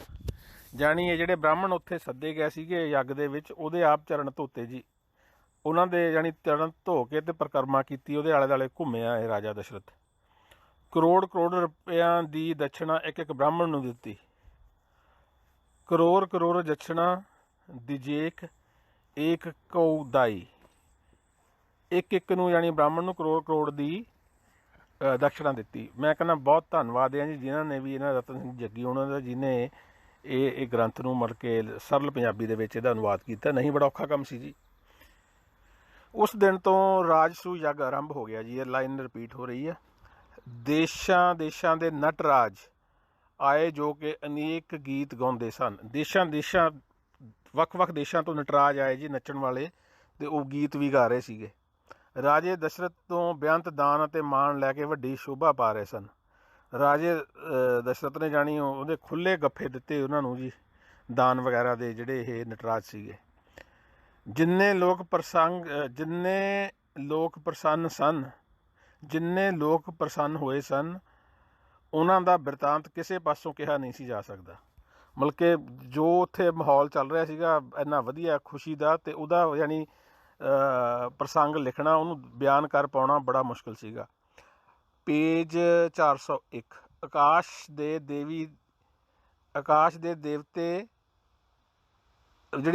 ਦੇਵਤੇ ਸੀਗੇ, ਉਹ ਵੀ ਇਹਨੂੰ ਜਿਹੜੀ ਖੁਸ਼ੀ ਦਾ ਮਾਹੌਲ ਸੀਗਾ ਦੇਖ ਕੇ ਸੁੰਨ ਹੋ ਗਏ, ਚੁੱਪ ਹੋ ਗਏ। ਇੰਦਰ ਦੇ ਦਰਬਾਰ ਦੀਆਂ ਜਿੰਨੀਆਂ ਅਪਸਰਾਵਾਂ ਹੁੰਦੀਆਂ ਹਨ, ਉਹ ਸਭ ਸਵਰਗ ਛੱਡ ਕੇ ਚਲੀਆਂ ਆਈਆਂ ਜੀ। ਇਹ ਅਪਸਰਾਵਾਂ ਜਿੰਨੀਆਂ ਉਹਦੇ ਇੰਦਰ ਦੇਵ ਦੇ ਦਰਬਾਰ 'ਚ ਅਪਸਰਾਵਾਂ ਛੱਡ ਕੇ ਤੇ ਉਹਦਾ ਦਰਬਾਰ ਸਵਰਗ ਛੱਡ ਕੇ ਧਰਤੀ 'ਤੇ ਆ ਗਈਆਂ ਜੀ। ਇਹ ਅਯੋਧਿਆ 'ਚ ਆ ਗਈਆਂ, ਯਾਨੀ ਜਿੱਥੇ ਵੀ ਹੈ ਅਯੋਧਿਆ। ਖਾਸ ਤਰ੍ਹਾਂ ਦੇ ਹਾਵ ਭਾਵ ਕਰਕੇ ਅਤੇ ਅੰਗ ਮੋੜ ਕੇ ਨੱਚਦੀਆਂ ਸਨ। ਇਹ ਲਾਈਨ ਵੀ ਵਿੱਚ ਅਪਸਰਾਵਾਂ ਥੱਲੇ ਆ ਗਈਆਂ। ਇਹਦੇ ਯਾਨੀ ਥੱਲੇ ਜਿੱਥੇ ਵੀ ਸੀਗਾ ਜੀ ਅਯੋਧਿਆ, ਉੱਥੇ ਉਹ ਪਹੁੰਚ ਗਈਆਂ ਦੇਖ ਕੇ ਮਾਹੌਲ। ਖਾਸ ਤਰ੍ਹਾਂ ਦੇ ਹਾਵ ਭਾਵ ਕਰਕੇ ਅਤੇ ਅੰਗ ਮੋੜ ਕੇ ਨੱਚਦੀਆਂ ਸਨ। ਅਨੇਕਾਂ ਰਾਜੇ ਉਹਨਾਂ ਦਾ ਨਾਚ ਦੇਖ ਕੇ ਖੁਸ਼ ਹੁੰਦੇ ਸਨ ਅਤੇ ਉਹਨਾਂ ਤੋਂ ਬੇਅੰਤ ਦਾਨ ਇਨਾਮ ਦੇ ਰਹੇ ਸਨ ਜੀ ਰਾਜੇ। ਅਪਸਰਾਵਾਂ ਨੂੰ ਨਹੀਂ, ਇੱਥੇ ਜਿਹੜੇ ਨਟਰਾਜ ਸੀ ਉਹਨਾਂ ਨੂੰ। ਉਹਦੇ 'ਚ ਲੇਡੀਜ਼ ਵੀ ਹੋਣਗੀਆਂ ਨਟਰਾਜ ਔਰਤਾਂ, ਉਹ ਅੰਗ ਮੋੜ ਕੇ ਨੱਚਦੀਆਂ ਸੀਗੀਆਂ ਅਤੇ ਹਾਵ ਭਾਵ ਕਰਕੇ ਨੱਚਦੀਆਂ ਸੀਗੀਆਂ। ਅਤੇ ਰਾਜੇ ਦੇਸ਼ਾਂ ਵਿਦੇਸ਼ਾਂ ਦੇ ਰਾਜੇ ਜਿਹੜੇ ਸੱਦੇ ਹੋਏ ਸੀਗੇ, ਉਹ ਵੀ ਮਤਲਬ ਕਿ ਉਹਨਾਂ ਨੂੰ ਦਾਨ ਦੇ ਰਹੇ ਸੀਗੇ ਉਹਨਾਂ ਦਾ ਡਾਂਸ ਦੇਖ ਕੇ ਜੀ। ਨੱਚਣ ਵਾਲੀਆਂ ਨੂੰ ਵੇਖ ਕੇ ਸਵਰਗ ਦੀਆਂ ਅਪਸਰਾਵਾਂ ਲਜਾਉਂਦੀਆਂ ਸਨ। ਯਾਨੀ ਅਪਸਰਾਵਾਂ ਜਿਹੜੀਆਂ ਆ ਗਈਆਂ ਸੀਗੀਆਂ, ਉਹ ਵੀ ਨਾਚੀਆਂ ਨੂੰ ਵੇਖ ਕੇ ਤੇ ਸ਼ਰਮਾ ਰਹੀਆਂ ਸਨ। ਕਈ ਤਰ੍ਹਾਂ ਦੇ ਦਾਨ ਅਤੇ ਸਮਾਨ ਦੇ ਕੇ ਸੂਰਮਿਆਂ ਨੂੰ ਸੱਦ ਲਿਆ। ਹੁਣ ਰਾਜੇ ਦਸ਼ਰਥ ਦੀ ਗੱਲ ਆ ਇਹ, ਉਹਨੇ ਦਾਨ ਸਮਾਨ ਦੇ ਕੇ ਸੂਰਮਿਆਂ ਨੂੰ ਸੱਦ ਲਿਆ ਅਤੇ ਉਹਨਾਂ ਨੂੰ ਤਕੜੀ ਸੈਨਾ ਦੇ ਕੇ 10 ਦਿਸ਼ਾਵਾਂ ਵਿੱਚ ਭੇਜ ਦਿੱਤਾ। ਉਹਨੂੰ ਸੱਦ ਲਿਆ, ਸੈਨਾਵਾਂ ਨੂੰ, ਸੂਰਮਿਆਂ ਨੂੰ ਸੱਦ ਲਿਆ ਅਤੇ ਉਹਨਾਂ ਨੂੰ ਸੈਨਾ ਦੇ ਕੇ ਜਾਣੀ ਆਰਮੀ ਦੇ ਕੇ ਉਹਨੂੰ 10 ਦਿਸ਼ਾਵਾਂ ਵਿੱਚ ਭੇਜ ਦਿੱਤਾ। ਹੁਣ ਪਤਾ ਨਹੀਂ ਜੀ 10 ਦਿਸ਼ਾਵਾਂ ਕਿਹੜੀਆਂ ਹੁੰਦੀਆਂ ਨੇ। ਉਹਨਾਂ ਨੇ ਦੇਸ਼ਾਂ ਦੇ ਰਾਜਿਆਂ ਨੂੰ ਜਿੱਤ ਕੇ ਮਹਾਰਾਜਾ ਦਸ਼ਰਥ ਦੇ ਚਰਨੀ ਪਾ ਦਿੱਤਾ ਅਤੇ ਉਹਨੇ ਜਿਹੜੇ 10 ਦਿਸ਼ਾਵਾਂ 'ਚ ਭੇਜੇ ਅਤੇ ਦੇਸ਼ਾਂ ਦੇ ਭਿੰਨ ਦੇਸ਼ਾਂ ਦੇ ਰਾਜਿਆਂ ਨੂੰ ਹਰਾਤਾ ਅਤੇ ਉਹਨਾਂ ਨੇ ਉਹਦੀ ਅਧੀਨਗੀ ਮੰਨ ਲਈ, ਜਾਣੀ ਜਿਹੜੇ ਰਾਜੇ ਦਸ਼ਰਥ ਦੇ ਚਰਨੀ ਪੈ ਗਏ। ਇਸ ਤਰ੍ਹਾਂ ਨਾਲ ਸਾਰੇ ਰਾਜਿਆਂ ਨੂੰ ਜਿੱਤ ਕੇ ਦਸ਼ਰਥ ਨੇ ਆਪਣੇ ਸਿਰ ਉੱਪਰ ਛਤਰ ਅਤੇ ਚੌਰ ਝੁਲਵਾਇਆ। ਅੱਗੇ ਹੈ ਜੀ ਰੁਆਮਲ ਛੰਦ। ਰੁਆਮਲ ਛੰਦ ਦਾ ਵੀ ਨਹੀਂ ਪਤਾ। ਨਾਰਾਜ਼ ਛੰਦ ਦਾ ਤਾਂ ਮਤਲਬ ਪਤਾ ਲੱਗਦਾ ਵੀ ਨਾਰਾਜ਼ਗੀ, ਅਤੇ ਪਾਦੜੀ ਛੰਦ ਦਾ ਨਹੀਂ ਮਤਲਬ ਪਤਾ ਆਪਾਂ ਨੂੰ। ਰੁਆਮਲ ਛੰਦ ਹੈ ਜੀ ਇਹ। ਹੁਣ ਦਸ਼ਰਥ ਮਹਾਰਾਜ ਨੇ ਸਾਰੇ ਰਾਜਿਆਂ ਨੂੰ ਜਿੱਤ ਕੇ ਸਾਰੇ ਮਿੱਤਰ ਤੇ ਸ਼ਤਰੂ ਬੁਲਾ ਲਏ। ਜਿਹੜੇ ਤਾਂ ਮਿੱਤਰ ਸੀਗੇ ਉਹ ਤਾਂ ਸੀਗੇ ਨਾਲ, ਜਾਣੀ ਜਿਹੜੇ ਸ਼ਤਰੂ ਸੀਗੇ ਉਹਨਾਂ ਨੂੰ ਵੀ ਹਰਾ ਹਰੂ ਕੇ ਉਹਨੇ ਆਪਣੇ ਨਾਲ ਕਰ ਲਿਆ, ਥੱਲੇ ਕਰ ਲਿਆ। ਵਸ਼ਿਸ਼ਟ ਆਦਿ ਤੋਂ ਲੈ ਕੇ ਸਾਰੇ ਬ੍ਰਾਹਮਣ ਅਤੇ ਰਾਜ ਰਿਸ਼ੀ ਬੁਲਾ ਲਏ। ਯੱਗ ਹਲੇ ਵਿੱਚ ਹੀ ਚੱਲ ਰਿਹਾ ਆ। ਯੱਗ ਦੇ ਦੌਰਾਨ ਹੀ ਰਾਜੇ ਦਸ਼ਰਥ ਨੇ ਜਿਹੜੇ ਯੋਧੇ ਇਕੱਠੇ ਕਰਕੇ ਸ਼ੂਰਵੀਰ ਸੈਨਾਵਾਂ ਬਣਾ ਕੇ ਉਹਨਾਂ ਦੀ ਕਮਾਂਡ ਦੇ ਵਿੱਚ 10 ਦਿਸ਼ਾਵਾਂ ਨੂੰ ਭੇਜਤੀਆਂ ਅਤੇ ਇਹਨਾਂ ਨੇ ਜਾਣੀ ਰਾਜੇ ਵੱਡੇ ਕਹਿੰਦੇ ਕਹਾਉਂਦੇ ਰਾਜੇ ਉਹਨਾਂ ਦੀ ਜਾਣੀ ਹਰਾ ਕੇ ਉਹਨਾਂ ਨੂੰ, ਅਤੇ ਇਹਨਾਂ ਰਾਜਿਆਂ ਤੋਂ ਅਧੀਨਗੀ ਸਵੀਕਾਰ ਕਰਵਾਤੀ ਰਾਜੇ ਦਸ਼ਰਥ ਦੀ। ਵਸ਼ਿਸ਼ਟ ਆਦਿ ਤੋਂ ਲੈ ਕੇ ਸਾਰੇ ਬ੍ਰਾਹਮਣ ਅਤੇ ਰਾਜ ਰਿਸ਼ੀ ਬੁਲਾ ਲਏ। ਸੈਨਾ ਨੇ ਕ੍ਰੋਧਵਾਨ ਹੋ ਕੇ ਬੜੇ ਯੁੱਧ ਕੀਤੇ, ਨਾ ਗਾਹੇ ਜਾ ਸਕਣ ਵਾਲੇ ਦੇਸਾਂ ਨੂੰ ਵੀ ਗਾਹ ਲਿਆ। ਹੁਣ ਇੱਧਰੋਂ ਲੜਾਈ ਦਾ ਵੇਰਵਾ ਆ ਗਿਆ ਜੀ, ਜਿਹੜੀ ਸੈਨਾ ਭੇਜੀ ਸੀ ਇਹਨੇ। ਸਾਰੇ ਰਾਜੇ ਅਯੋਧਿਆ ਵਿੱਚ ਆ ਕੇ ਦਸ਼ਰਥ ਦੇ ਪੈਰੀ ਪੈ ਗਏ। ਤਰ੍ਹਾਂ ਦੇ ਪਦਾਰਥ ਰਾਜਿਆਂ ਨੂੰ ਭੇਂਟ ਕੀਤੇ ਅਤੇ ਰਾਜੇ ਦਸ਼ਰਥ ਪਾਸੋਂ ਵੀ ਸਨਮਾਨ ਪ੍ਰਾਪਤ ਕੀਤੇ। ਹੁਣ ਇਹ ਜਿਹੜੇ ਰਾਜੇ ਸੀਗੇ ਜਿਹੜੇ ਇਹਦੀ ਈਨ ਮੰਨ ਗਏ ਰਾਜੇ ਦਸ਼ਰਥ ਦੀ, ਇਹਨਾਂ ਦਾ ਆਦਾਨ ਪ੍ਰਦਾਨ ਹੋ ਰਿਹਾ ਸਨਮਾਨਾਂ ਦਾ ਜੀ।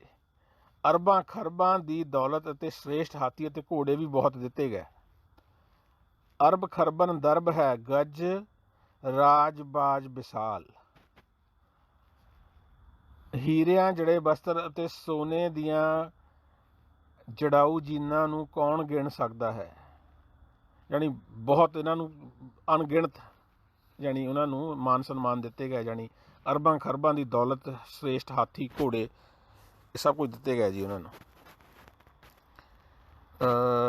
ਆਪਣੇ ਅਤੇ ਗਹਿਣਿਆਂ ਦੀ ਮਹਿਮਾ ਕੌਣ ਕਹਿ ਸਕਦਾ ਹੈ, ਬ੍ਰਹਮਾ ਤੋਂ ਵੀ ਦੱਸੀ ਨਹੀਂ ਸੀ ਜਾ ਸਕਦੀ। ਇਹ ਜਿਹੜੇ ਜਾਣੀ ਅਰਬਾਂ ਖਰਬਾਂ ਦੀ ਦੌਲਤ, ਗਹਿਣੇ ਗੱਟੇ ਜਿਹੜੇ ਦਿੱਤੇ ਜਾ ਰਹੇ ਸੀਗੇ, ਬ੍ਰਹਮਾ ਵੀ ਇਸ ਚੀਜ਼ ਨੂੰ ਵਿਖਿਆਨ ਨਹੀਂ ਸੀ ਕਰ ਸਕਦਾ। ਪਸ਼ਮ ਅਤੇ ਰੇਸ਼ਮ ਦੇ ਬਸਤਰ ਰਾਜਿਆਂ ਨੂੰ ਰਾਜੇ ਦਸ਼ਰਥ ਨੇ ਦਿੱਤੇ। ਜਾਣੀ ਤੋਹਫੇ ਦੇ ਤੌਰ 'ਤੇ ਪਸ਼ਮੀਨਾ ਅਤੇ ਰੇਸ਼ਮ ਦੇ ਬਸਤਰ ਦਸ਼ਰਥ ਨੇ ਦਿੱਤੇ, ਜਿਹੜੇ ਉਹਨੇ ਮਹਿਮਾਨ ਰਾਜੇ ਸੱਦੇ ਸੀਗੇ। ਉਸ ਰਾਜੇ ਉਪਮਾ ਤੋਂ ਰਹਿਤ ਵਾਲੇ ਸਨ। ਉਹ ਰਾਜੇ ਉਪਮਾ ਤੋਂ ਰਹਿਤ ਰੂਪ ਵਾਲੇ ਸਨ। ਉਹਨਾਂ ਦੇ ਸਰੂਪ ਦੀ ਸ਼ੋਭਾ ਸਾਹਮਣੇ ਇੰਦਰ ਵੀ ਕਰੂਪ ਲੱਗਦਾ ਸੀ। ਸਾਰੇ ਵੱਡੇ ਵੈਰੀ ਕੰਬ ਗਏ। ਦਾਨ ਨੂੰ ਸੁਣ ਕੇ ਸੁਮੇਰ ਪਰਬਤ ਥਿੜਕ ਗਿਆ ਅਤੇ ਸੋਚਣ ਲੱਗਿਆ ਕਿ ਰਾਜਾ ਦਸ਼ਰਥ ਮੈਨੂੰ ਵੀ ਕੱਟ ਕੇ ਵੰਡ ਕੇ ਕਿਧਰੇ ਲੁਟਾ ਨਾ ਦੇਵੇ। ਪਰਬਤ ਵੀ ਕੰਬ ਗਿਆ ਜੀ। ਪਰਬਤ ਦਾ ਵੀ ਦਿਮਾਗ ਹੁੰਦਾ ਵੀ ਉਹ ਸੋਚਣ ਲੱਗਿਆ ਵੀ ਜਿਹੜੇ ਹਿਸਾਬ ਨਾਲ ਰਾਜਾ ਦਸ਼ਰਥ ਅੰਨ੍ਹੇਵਾਹ ਲੁਟਾ ਰਿਹਾ ਦੌਲਤ, ਤੇ ਮੈਨੂੰ ਵੀ ਨਾ ਕੱਟ ਕੇ ਕਿਤੇ ਵੱਢ ਕੇ ਤੇ ਵੰਡ ਦੇਵੇ ਲੋਕਾਂ ਦੇ ਵਿੱਚ। ਵੇਦਾਂ ਦੀ ਧੁਨੀ ਨਾਲ ਸਾਰੇ ਬ੍ਰਾਹਮਣਾਂ ਨੇ ਯੱਗ ਦਾ ਆਰੰਭ ਕੀਤਾ। ਤਰ੍ਹਾਂ ਦੇ ਪੁਰੋਹਿਤ ਬੁਲਾ ਜੋ ਅਮੋਲਕ ਪਦਾਰਥ ਹੋਮ ਕਰਦੇ ਹਨ। ਤਰ੍ਹਾਂ ਦੇ ਪੁਰੋਹਿਤ ਤਾਂ ਹੋ ਗਿਆ, ਜਾਣੀ ਰਾਜ ਪੁਰੋਹਿਤ ਹੀ ਉਹ ਜਿਹੜੇ ਵੀ ਹੁੰਦੇ ਨੇ, ਇਹਦੇ ਪ੍ਰੀਚਰ ਕਹਿ ਲਈਏ ਆਪਾਂ, ਹਿੰਦੂ ਪ੍ਰੀਚਰ, ਜੋ ਅਮੋਲਕ ਪਦਾਰਥ ਹੋਮ ਕਰਦੇ ਹਨ। ਇਹਦਾ ਮਤਲਬ ਮੈਨੂੰ ਨਹੀਂ ਜੀ ਪਤਾ। ਭਾਤ ਭਾਤ ਬੁਲਾਏ ਹੋਮਤ ਰਿਤ ਜਾਨ ਅਸੰਭ, ਇਹ ਆ ਜੀ ਸ਼ਬਦ ਜਿਹਦਾ ਇਹ ਤਰਜਮਾ ਕੀਤਾ ਹੋਇਆ ਥੱਲੇ ਪੇਜ 402। ਬਹੁਤੇ ਮੁਨੀਆਂ ਨੇ ਵਿਧੀ ਪੂਰਵਕ ਬਣਾ ਕੇ ਜੋ ਬਲੀਆਂ ਹੋਮ ਕੀਤੀਆਂ ਸਨ। ਹੋਮ ਬਲੀਆਂ ਤਾਂ ਸਮਝ ਲੱਗਦਾ ਹੈ, ਵਿਧੀ ਪੂਰਵਕ ਜਿਹੜਾ ਵੀ ਤਰੀਕਾ ਆ ਉਹਦੇ ਨਾਲ ਜੋ ਬਲੀਆਂ ਹੋਮ ਕੀਤੀਆਂ ਸਨ। ਹੋਮ ਦਾ ਮਤਲਬ ਨਹੀਂ ਜੀ ਪਤਾ ਮੈਨੂੰ। ਹਾਹੇ ਨੂੰ ਹੋੜਾ ਤੇ ਮੰਮਾ ਹੈ ਜੀ ਹੋਮ। ਉਹਨਾਂ ਕਰਕੇ ਉਦੋਂ ਹੀ ਯੱਗ ਪੁਰਸ਼ ਵਿਆਕੁਲ ਹੋ ਕੇ ਯੱਗ ਕੁੰਡ ਵਿੱਚੋਂ ਉੱਠ ਖੜੋਤਾ। ਤੇ ਉਹਨਾਂ ਕਰਕੇ ਬਹੁਤੇ ਮੁਨੀਆਂ ਨੇ ਵਿਧੀ ਪੂਰਵਕ ਬਣਾ ਕੇ ਜੋ ਬਲੀਆਂ ਹੋਮ ਕੀਤੀਆਂ ਸਨ, ਜਿਹੜੀਆਂ ਵੀ ਉਹ ਬਲੀਆਂ ਹੋਮ ਕੀਤੀਆਂ ਸੀ, ਉਹ ਬਲੀਆਂ ਹੋਮ ਕਰਨ ਕਰਕੇ ਉਦੋਂ ਹੀ ਯੱਗ ਪੁਰਸ਼ ਵਿਆਕੁਲ ਹੋ ਕੇ, ਯੱਗ ਪੁਰਸ਼ ਜਿਹੜਾ ਬੰਦਾ ਮੇਨ ਹਵਨ ਯੱਗ ਕਰਾਉਣ ਵਾਲਾ ਜਿਹੜਾ ਬੰਦਾ ਕੰਡਕਟ ਕਰਾਉਂਦਾ ਉਹ ਸਾਰਾ, ਉਹ ਯੱਗ ਪੁਰਸ਼ ਵਿਆਕੁਲ ਹੋ ਕੇ ਯੱਗ ਕੁੰਡ ਵਿੱਚੋਂ ਉਹ ਖੜਾ ਹੋ ਗਿਆ ਜੀ। ਵਿਆਕੁਲ ਹੋ ਕੇ ਯੱਗ ਪੁਰਸ਼ ਨੇ ਆਪਣੇ ਹੱਥ ਵਿੱਚ ਖੀਰ ਦਾ ਬਰਤਨ ਕੱਢ ਕੇ ਰਾਜੇ ਨੂੰ ਆਣ ਦਿੱਤਾ। ਰਾਜਾ ਦਸ਼ਰਥ ਉਸ ਨੂੰ ਪ੍ਰਾਪਤ ਕਰਕੇ ਪ੍ਰਸੰਨ ਹੋਇਆ। ਇਸ ਤਰ੍ਹਾਂ ਪ੍ਰਸੰਨ ਹੋਇਆ ਜਿਸ ਤਰ੍ਹਾਂ ਕੰਗਲਾ ਦਾਨ ਲੈ ਕੇ ਪ੍ਰਸੰਨ ਹੁੰਦਾ ਹੈ। ਲਓ ਜੀ, ਉਹ ਜਿਹੜਾ ਯੱਗ ਪੁਰਸ਼ ਸੀਗਾ ਉਹ ਯਾਨੀ ਖੜਾ ਹੋ ਗਿਆ ਯੱਗ ਕਰਦਾ ਕਰਦਾ, ਇਹੋ ਜਿਹੀ ਸਟੇਜ 'ਤੇ ਜੱਗ ਪਹੁੰਚ ਗਿਆ। ਅਤੇ ਇੱਧਰੋਂ ਰਾਜਾ ਦਸ਼ਰਥ ਚੱਲ ਕੇ ਜਾਂਦਾ ਉਹਦੇ ਕੋਲ, ਅਤੇ ਉਹ ਉਹਨੂੰ ਖੀਰ ਦਿੰਦਾ ਜੀ। ਯੱਗ ਪੁਰਸ਼ ਨੇ ਆਪਣੇ ਹੱਥ ਵਿੱਚ ਖੀਰ ਦਾ ਬਰਤਨ ਕੱਢ ਕੇ ਰਾਜੇ ਨੂੰ ਆਣ ਦਿੱਤਾ। ਉਹਨੇ ਆਪਣਾ ਬਰਤਨ ਕੱਢ ਲਿਆ ਯੱਗ ਪੁਰਸ਼ ਨੇ, ਰਾਜੇ ਵੱਲ ਨੂੰ ਇਸ਼ਾਰਾ ਯਾਨੀ ਕਰਕੇ ਐਂ ਹੱਥ ਲੰਬੇ ਕਰਕੇ ਉਹਦੇ 'ਤੇ ਬਰਤਨ 'ਚ ਖੀਰ ਪਈ ਆ, ਅਤੇ ਰਾਜਾ ਚੱਲਦਾ ਹੋਇਆ ਉਹਦੇ ਵੱਲ ਜਾ ਰਿਹਾ ਆ। ਉਹਨੂੰ ਬਹੁਤ ਪ੍ਰਸੰਨ ਹੁੰਦਾ ਰਾਜਾ ਖੀਰ ਵਾਲਾ ਬਰਤਨ ਲੈ ਕੇ, ਇੰਨਾ ਪ੍ਰਸੰਨ ਹੁੰਦਾ ਜਿਵੇਂ ਇੱਕ ਕੰਗਲਾ ਬੰਦਾ, ਜਿਹੜਾ ਬੰਦਾ ਹੈਗਾ ਕੰਗਲਾ ਜਿਹਦੇ ਪੱਲੇ ਕੱਖ ਨਹੀਂ, ਉਹਨੂੰ ਦਾਨ ਲੈ ਕੇ ਖੁਸ਼ੀ ਮਿਲਦੀ ਹੈ। ਦਸ਼ਰਥ ਨੇ ਖੀਰ ਨੂੰ ਆਪਣੇ ਹੱਥ ਵਿੱਚ ਲੈ ਕੇ ਉਸਦੇ 4 ਹਿੱਸੇ ਕਰ ਦਿੱਤੇ ਜੀ। ਲਓ ਜੀ, ਦਸ਼ਰਥ ਨੇ 4 ਹਿੱਸੇ ਕਰਤੇ ਖੀਰ ਦੇ। ਇੱਕ ਹਿੱਸਾ ਦੋਹਾਂ ਰਾਣੀਆਂ ਨੂੰ ਦਿੱਤਾ। ਜਿਹੜੀਆਂ ਪਹਿਲੀਆਂ 2 ਰਾਣੀਆਂ ਸੀਗੀਆਂ ਉਹਨਾਂ ਨੂੰ 25-25 ਪੈਸੇ ਦਿੱਤੇ, ਯਾਨੀ 25-25 ਪੈਸੇ, ਇੱਕ ਚੌਥਾਈ ਹਿੱਸਾ 25-25 ਪੈਸੇ ਉਹਨਾਂ ਨੂੰ ਦਿੱਤੇ। ਅਤੇ ਜਿਹੜੀ ਤੀਸਰੀ ਰਾਣੀ ਸੀ ਕੇਕਈ, ਉਹਨੂੰ 2 ਹਿੱਸੇ, ਉਹਨੂੰ 50 ਪੈਸੇ ਦਿੱਤੇ, ਯਾਨੀ 1 ਰੁਪਈਏ 'ਚੋਂ 100 ਪੈਸਿਆਂ 'ਚੋਂ 25 ਪੈਸੇ ਵੱਡੀ ਨੂੰ, 25 ਪੈਸੇ ਛੋਟੀ ਨੂੰ, ਅਤੇ 50 ਪੈਸੇ ਦੇ ਯਾਨੀ ਹਿੱਸਾ ਜਿਹੜਾ ਬਹਿੰਦਾ ਅੱਧਾ ਹਿੱਸਾ ਤੀਜੀ ਰਾਣੀ ਨੂੰ। ਅਤੇ ਉਹ ਖੀਰ ਖਾਣ ਦੇ ਨਾਲ ਤਿੰਨੋਂ ਉਹਦੀਆਂ ਪਤਨੀਆਂ ਗਰਭਵਤੀ ਹੋ ਗਈਆਂ ਜੀ। ਅਤੇ 12 ਮਹੀਨੇ ਤੱਕ ਉਹਨਾਂ ਨੇ ਗਰਭ ਧਾਰਨ ਕਰੀ ਰੱਖਿਆ ਜੀ ਖੀਰ ਖਾਣ ਦੇ ਨਾਲ। 13ਵੇਂ ਮਹੀਨੇ ਜਦੋਂ ਚੜ੍ਹਿਆ ਤਾਂ ਸੰਤਾਂ ਦੇ ਉਧਾਰ ਲਈ 13ਵੇਂ ਮਹੀਨੇ ਜਦੋਂ ਮੀਨਸ ਚੜ੍ਹ ਗਿਆ, 12 ਮਹੀਨੇ ਉਹ ਪ੍ਰੈਗਨੈਂਟ ਰਹੀਆਂ, ਜਦੋਂ 13ਵਾਂ ਮਹੀਨਾ ਚੜ੍ਹਿਆ ਤਾਂ ਰਾਵਣ ਦੇ ਵੈਰੀ ਰਾਮ ਅਵਤਾਰ ਜਗਤ ਵਿੱਚ ਆ ਕੇ ਪ੍ਰਗਟ ਹੋ ਗਏ। ਜਾਣੀ 13ਵੇਂ ਮਹੀਨੇ ਰਾਮਚੰਦਰ ਨੇ ਜਨਮ ਲਿਆ। ਪਹਿਲਾਂ ਜਾਣੀ ਰਾਮਚੰਦਰ ਨੇ ਜਨਮ ਲਿਆ, ਫਿਰ ਭਰਤ, ਲਛਮਣ ਅਤੇ ਸ਼ਤਰੂਘਨ ਤਿੰਨ ਹੋਰ ਹੋਏ। ਰਾਜੇ ਦੇ ਦੁਆਰ 'ਤੇ ਕਈ ਤਰ੍ਹਾਂ ਦੇ ਵਾਜੇ ਵੱਜਣ ਲੱਗੇ, ਬਈ 4 ਮੁੰਡੇ ਇਕੱਠੇ ਹੀ ਹੋ ਜਾਣੇ। ਅਤੇ ਜਿਹੜੀ ਰਾਣੀ ਨੇ 25-25 100 'ਚੋਂ 25-25 ਪੈਸੇ ਖਾਧੇ ਸੀ ਖੀਰ ਵਾਲੇ ਰਾਣੀ, ਉਹਨਾਂ ਦੇ ਇੱਕ ਜਵਾਕ ਹੋਇਆ। ਜਿਹਨੇ ਅੱਧੀ ਖਾ ਲਈ ਉਹਦੇ 2 ਜਵਾਕ ਹੋ ਗਏ ਕੇਕਈ ਦੇ। ਠੀਕ ਹੈ ਜੀ। ਰਾਜੇ ਦੇ ਦੁਆਰ 'ਤੇ ਕਈ ਤਰ੍ਹਾਂ ਦੇ ਵਾਜੇ ਵੱਜਣ ਲੱਗੇ ਅਤੇ ਬ੍ਰਾਹਮਣਾਂ ਨੂੰ ਬੁਲਾ ਕੇ ਪੈਰੀ ਲੱਗ ਕੇ ਉਹਨਾਂ ਦੇ ਪੈਰੀ ਲੱਗ ਕੇ ਬਹੁਤ ਦਾਨ ਕੀਤੇ ਗਏ। ਹੁਣ ਵੈਰੀ ਨਸ਼ਟ ਹੋਣਗੇ ਅਤੇ ਸਭ ਸੰਤ ਸੁੱਖ ਪਾਉਣਗੇ। ਲਾਲਾਂ ਦੇ ਜਾਲਾਂ ਵਿੱਚ ਸਜੇ ਘੋੜੇ, ਲਾਲਾ ਦੇ ਜਾਲਾਂ ਵਿੱਚ ਸਜੇ ਘੋੜੇ ਅਤੇ ਤਰ੍ਹਾਂ ਤਰ੍ਹਾਂ ਦੇ ਪਦਾਰਥ ਰਿਸ਼ੀਆਂ ਅਤੇ ਸ਼੍ਰੋਮਣੀ ਬ੍ਰਾਹਮਣਾਂ ਨੂੰ ਮਹਾਰਾਜ ਦਸ਼ਰਥ ਨੇ ਦਿੱਤੇ। ਜਾਣੀ ਉਹਨਾਂ ਨੂੰ ਜਿਹੜੇ ਸੀਗੇ ਰਿਸ਼ੀ ਮੁਨੀ ਜੋ ਵੀ ਆਏ ਸੀਗੇ, ਉਹ ਖੁੱਲ੍ਹਾ ਦਾਨ ਦਿੱਤਾ ਜੀ ਰਾਜੇ ਨੇ। ਫਿਰ ਦੇਸ਼ਾਂ ਅਤੇ ਪ੍ਰਦੇਸ਼ਾਂ ਵਿੱਚ ਥਾਂ ਥਾਂ 'ਤੇ ਮਹੰਤ ਨੱਚ ਉੱਠੇ ਸਨ ਵੀ ਇਹ ਰਾਜੇ ਦਸ਼ਰਥ ਦੇ ਘਰ 4 ਜੋ ਮੁੰਡੇ ਹੋਏ ਨੇ। ਉਹਨਾਂ ਦੇ ਮਾਨੋ ਅੱਜ ਘਰ ਵਿੱਚ ਹੋਲੀ ਮੱਚ ਗਈ ਹੋਵੇ। ਹੋਲੀ ਮਨਾ ਰਹੇ ਸਨ, ਇਹੋ ਜਿਹਾ ਮਾਹੌਲ ਜਿਵੇਂ ਬੰਦਾ ਹੋਲੀ ਮਨਾਉਂਦਾ, ਇਸ ਤਰ੍ਹਾਂ ਉਹ ਇੰਜੋਏ ਕਰ ਰਹੇ ਸੀਗੇ। ਘੁੰਗਰੀਆਂ ਦੇ ਜਾਲ ਨਾਲ ਸ਼ਿੰਗਾਰੇ ਹੋਏ ਘੋੜਿਆਂ ਅਤੇ ਹਾਥੀਆਂ ਨੂੰ ਸਜਾ ਕੇ ਰਾਜਾ ਦਸ਼ਰਥ ਅੱਜ ਬ੍ਰਾਹਮਣਾਂ ਨੂੰ ਦਾਨ ਦੇ ਰਿਹਾ ਸੀ। ਜੋ ਮਹਾਂ ਕੰਗਾਲ ਸਨ ਉਹ ਕੰਗਲੇ ਲੋਕ ਰਾਜਿਆਂ ਵਰਗੇ ਹੋ ਗਏ। ਲਈ ਦਾਨ ਦੇਣ ਨੂੰ ਬਹੁਤ ਤਕੜਾ ਸੀ ਰਾਜਾ ਦਸ਼ਰਥ। ਇਹ ਇੰਨੀ ਉਹਦੇ ਕੋਲ ਆਉਂਦੀ ਕਿੱਥੋਂ ਸੀਗੀ ਮਾਇਆ ਦੇਣ ਨੂੰ, ਇਹ ਸਮਝ ਤੋਂ ਬਾਹਰ ਹੈ ਜੀ। ਅਯੁੱਧਿਆ ਵਿੱਚ ਰਾਮ ਦੇ ਜਨਮ ਦਾ ਉਤਸਵ ਇਸ ਤਰ੍ਹਾਂ ਹੋਇਆ ਸੀ, ਯਾਨੀ ਉਹਦੇ ਰਾਮ ਦੇ ਜਨਮ ਦੀ ਅਯੁੱਧਿਆ ਦੇ ਵਿੱਚ ਜਿਹੜੀ ਹੈਗਾ ਧੂਮ ਧਾਮ ਨਾਲ ਮਨਾਇਆ ਗਿਆ ਜੀ। ਅਤੇ ਬਾਕੀ ਤਿੰਨਾਂ ਦਾ ਨਾਂ ਨਹੀਂ ਲਿਆ, ਜਾਣੀ ਰਾਮ ਦੇ ਜਨਮ ਦੀ ਬਹੁਤ ਜ਼ਿਆਦਾ ਮੀਨਜ਼ ਇਹਨਾਂ ਨੇ ਜਿਹੜੇ 3 ਬਾਕੀ ਹੈਗੇ ਨੇ ਲਕਸ਼ਮਣ, ਸ਼ਤਰੂਘਨ ਅਤੇ ਉਹ ਭਰਤ, ਉਹਦਾ ਵੀ ਨਾਂ ਲੈ ਲੈਣਾ ਸੀ ਯਾਰ। ਚਲੋ, ਅਯੁੱਧਿਆ ਵਿੱਚ ਰਾਮ ਦੇ ਜਨਮ ਦਾ ਉਤਸਵ ਇਸ ਤਰ੍ਹਾਂ ਹੋਇਆ ਸੀ। ਧੌਂਸੇ, ਮਿਰਦੰਗ, ਤੂਰ, ਤਰੰਗ ਅਤੇ ਬੀਨ ਆਦਿ ਅਨੇਕ ਵਾਜੇ ਵੱਜਦੇ ਸਨ। ਇਹ ਜਾਣੀ ਵੱਖ-ਵੱਖ ਜਾਣੀ ਹੈਗੇ ਨੇ ਆਹ ਇੰਸਟਰੂਮੈਂਟ ਮਿਊਜ਼ਿਕ ਵਗੈਰਾ ਵਜਾਉਣ ਦੇ ਉਹ ਨੇ। ਇਹ ਵੱਜ ਉੱਠੇ ਜੀ। ਜਿਹਨੂੰ ਜੋ ਵੀ ਵਜਾਉਣਾ ਆਉਂਦਾ ਸੀਗਾ ਉਹਨੇ ਜਿਹਨੇ ਬੀਨ ਵਜਾਉਣੀ ਆ ਬੀਨ ਵਜਾਈ, ਕਿਸੇ ਨੇ ਧੌਂਸਾ, ਮਿਰਦੰਗ, ਤੂਰ ਸੁਣੇ ਹੋਏ ਨੇ ਨਾਂ, ਖੈਰ ਵੀ ਇਹਨਾਂ ਨੇ ਆਪਣੇ ਬਾਜੇ ਵਜਾਉਣੇ ਸਾਰਿਆਂ ਨੇ ਸ਼ੁਰੂ ਕਰਤੇ ਜੀ, ਜਿਨ੍ਹਾਂ ਦੀ ਵਿਸ਼ੇਸ਼ ਕਰਕੇ ਬਰੀਕ ਆਵਾਜ਼ ਅਤੇ ਉੱਚੀ ਆਵਾਜ਼ ਸੁਣਾਈ ਦਿੰਦੀ ਸੀ। ਚਲੋ, ਝੰਜ, ਬਾਰ, ਤਰੰਗ, ਤੁਰੀ, ਭੇਰੀ ਅਤੇ ਸੂਤਰੀ ਨਗਾਰੇ ਵੱਜਦੇ ਸਨ। ਨਗਾਰੇ ਵੀ ਵੱਜ ਉੱਠੇ ਜੀ। ਇਹ ਮੈਂ ਕਿਹਾ ਨਗਾਰਿਆਂ ਦੇ ਨਾਮ ਨੇ ਜੀ ਇਹ, ਝੰਜ, ਬਾਰ, ਤਰੰਗ, ਤੁਰੀ, ਭੇਰੀ ਅਤੇ ਸੂਤਰੀ। ਅਜਿਹੇ ਰਾਗ ਰੰਗ ਨੂੰ ਸੁਣ ਕੇ ਸਾਰੇ ਦੇਵਤੇ ਮੋਹਿਤ ਹੋ ਕੇ ਵਿਮਾਨਾਂ 'ਤੇ ਧਰਤੀ 'ਤੇ ਡਿੱਗ ਰਹੇ ਸਨ। ਲਓ ਜੀ, ਆਹ ਜਾਣੀ ਜਿਹੜਾ ਗਾਉਣ ਵਜਾਉਣ ਚੱਲ ਰਿਹਾ ਸੀਗਾ ਉਹ ਦੇਵਤੇ ਮੋਹਿਤ ਹੋ ਗਏ ਅਤੇ ਵਿਮਾਨਾਂ 'ਤੇ, ਵਿਮਾਨ ਜਾਣੀ ਹਵਾਈ ਜਹਾਜ਼, ਵਿਮਾਨ 'ਤੇ ਸਵਾਰ ਹੋ ਕੇ ਧਰਤੀ 'ਤੇ ਡਿੱਗ ਰਹੇ ਸਨ ਲਿਖਿਆ, ਜਾਣੀ ਧਰਤੀ 'ਤੇ ਲੈਂਡ ਕਰ ਰਹੇ ਸੀਗੇ ਜੀ ਉਹ। ਜਿੱਥੇ ਕਿੱਥੇ ਦੇਸ਼ਾਂ ਵਿਦੇਸ਼ਾਂ ਵਿੱਚ ਮੰਗਲਾਚਾਰ ਹੋ ਰਿਹਾ ਸੀ, ਸਭ ਬ੍ਰਾਹਮਣ ਥਾਂ ਥਾਂ ਬੈਠ ਕੇ ਵੇਦਾਂ ਦਾ ਵਿਚਾਰ ਕਰਨ ਵਿੱਚ ਰੁੱਝੇ ਹੋਏ ਸਨ।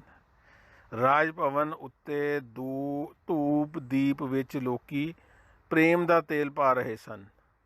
ਗਣ ਦੇਵਤੇ ਅਤੇ ਦੇਵਰਾਜ ਇੰਦਰ ਫੁੱਲੇ ਫੁੱਲੇ ਫਿਰ ਰਹੇ ਸਨ। ਅੱਜ ਸਾਡੇ ਸਾਰੇ ਕੰਮ ਹੋ ਗਏ ਹਨ। ਆਪਸ ਵਿੱਚ ਦੇਵਤੇ ਇਸ ਤਰ੍ਹਾਂ ਦੇ ਬੋਲ ਬੋਲਦੇ ਸਨ। ਲਓ ਜੀ, ਦੇਵਤੇ ਖੁਸ਼ ਹੋ ਗਏ ਵੀ ਅੱਜ ਸਾਡੇ ਸਾਰੇ ਕੰਮ ਹੋ ਗਏ। ਕੰਮ ਤਾਂ ਹਲੇ ਹੋਣੇ ਨੇ ਵੀ, ਹਾਂ ਸਾਡੇ ਕੰਮ ਕਰਨ ਵਾਲਾ ਬੰਦਾ ਅੱਜ ਪੈਦਾ ਹੋ ਗਿਆ, ਇਹ ਹੋਣਾ ਚਾਹੀਦਾ ਵੈਸੇ। ਚਲੋ ਐਨੀਵੇ, ਧਰਤੀ ਉੱਤੇ ਜੈ ਜੈਕਾਰ ਦੀ ਜ਼ੋਰ ਦੀ ਆਵਾਜ਼ ਹੋ ਰਹੀ ਸੀ। ਆਕਾਸ਼ ਵਿੱਚ ਵਾਜੇ ਵੱਜਦੇ ਸਨ। ਘਰ ਘਰ ਉੱਤੇ ਝੰਡੀਆਂ ਬੰਨੀਆਂ ਹੋਈਆਂ ਸਨ ਅਤੇ ਸਾਰੇ ਰਸਤਿਆਂ ਵਿੱਚ ਬੰਧਨਵਾਰ ਸਜੀ ਹੋਈ ਸੀ। ਬੰਧਨਵਾਰ ਪਤਾ ਨਹੀਂ ਜੀ ਕੀ ਹੁੰਦੀ ਹੈ ਹੁਣ। ਬਾਜ਼ਾਰ ਵਿੱਚ ਦੁਕਾਨਾਂ ਦੇ ਦਰਵਾਜ਼ੇ ਚੰਦਨ ਨਾਲ ਲਿਪ ਪੋਚ ਦਿੱਤੇ ਗਏ ਸਨ। ਜਿਹੜੇ ਬਾਜ਼ਾਰ ਵਿੱਚ ਜਿਹੜੀਆਂ ਦਰਵਾਜ਼ੇ ਨੇ ਚੰਦਨ ਨਾਲ ਉਹ ਜਾਣੀ ਲਿਪਾ ਪੋਤੀ ਕਰਤੀ ਉਹਨਾਂ ਦੀ। ਘੋੜਿਆਂ ਨੂੰ ਸੋਨੇ ਦੇ ਸਾਜ਼ ਨਾਲ ਸਜਾ ਕੇ ਗਰੀਬਾਂ ਨੂੰ ਦਾਨ ਦਿੱਤਾ ਜਾ ਰਿਹਾ ਸੀ। ਅਨੇਕਾਂ ਹੀ ਮਸਤ ਹਾਥੀ ਵੀ ਦਾਨ ਦਿੱਤੇ ਜਾ ਰਹੇ ਸਨ ਜੋ ਇੰਦਰ ਦੇ ਹਾਥੀ ਦੇ ਸਮਾਨ ਸਨ। ਘੁੰਗਰੀਆਂ ਦੇ ਹਾਰ ਨਾਲ ਸਜੇ ਹੋਏ ਚੰਗੇ ਰੱਥ ਦਿੱਤੇ ਜਾ ਰਹੇ ਸਨ। ਇਸ ਤਰ੍ਹਾਂ ਮਾਲੂਮ ਹੁੰਦਾ ਸੀ ਮਾਨੋ ਕਿ ਇਹ ਗਵਈਆਂ ਦਾ ਹੀ ਸ਼ਹਿਰ ਹੋਵੇ। ਘੋੜੇ ਅਤੇ ਸਮਾਨ ਇੰਨਾ ਦਿੱਤਾ ਗਿਆ ਜਿਸ ਦਾ ਅੰਤ ਨਹੀਂ ਸੀ ਪਾਇਆ ਜਾ ਸਕਦਾ। ਰਣਧੀਰ ਰਾਮ ਅਵਤਾਰ ਦਿਨੋਂ ਦਿਨ ਵਧਣ ਲੱਗੇ। ਸ਼ਸਤਰ ਅਤੇ ਸ਼ਾਸਤਰ ਦੇ ਸਾਰੇ ਤਰੀਕੇ ਉਹਨਾਂ ਨੂੰ ਸਮਝਾ ਦਿੱਤੇ ਗਏ। ਜਾਣੀ ਰਾਮ ਜਿਹੜੇ ਸੀਗੇ ਉਹ ਹੌਲੀ ਹੌਲੀ ਵੱਡੇ ਹੋਣੇ ਸ਼ੁਰੂ ਹੋ ਗਏ।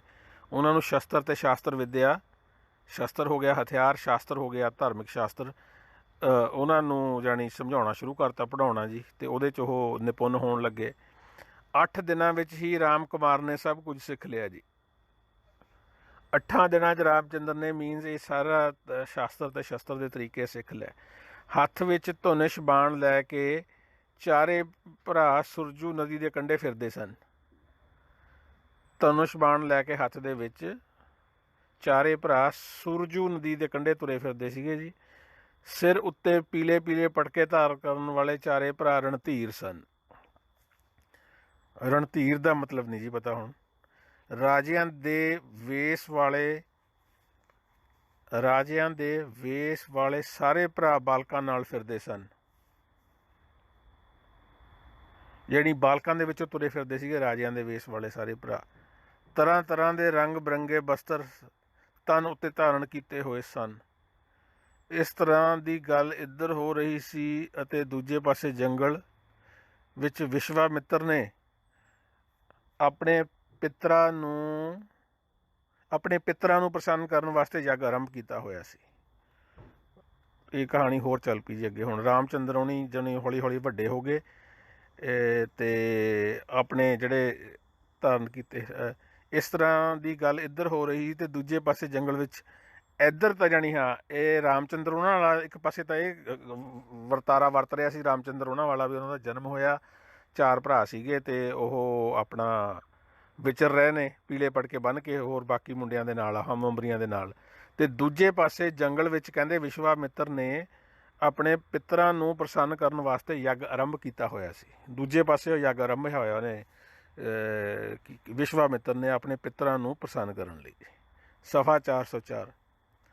ਹੋਮ ਦੀ ਵਾਸਨਾ ਲੈਂਦੇ ਹੀ ਦੈਂਤ ਆ ਕੇ ਪੈਂਦੇ ਸਨ। ਇਹ ਹੋਮ ਕੋਈ ਨਾ ਕੋਈ ਜਿਹੜਾ ਯੱਗ ਆ ਨਾ, ਯੱਗ ਦੇ ਵਿੱਚ ਕੋਈ ਨਾ ਕੋਈ ਹੋਣਾ। ਹੋਮ ਦੀ ਵਾਸਨਾ ਮੀਨਸ ਉਹਦੀ ਸਮੈਲ ਆ ਜਿਹੜੀ, ਅਤੇ ਸਾਰੀ ਸਮੱਗਰੀ ਲੁੱਟ ਕੇ ਲੈ ਜਾਂਦੇ ਸਨ ਅਤੇ ਮਹੰਤਾਂ ਨੂੰ ਮਾਰ ਕੁੱਟ ਜਾਂਦੇ ਸਨ।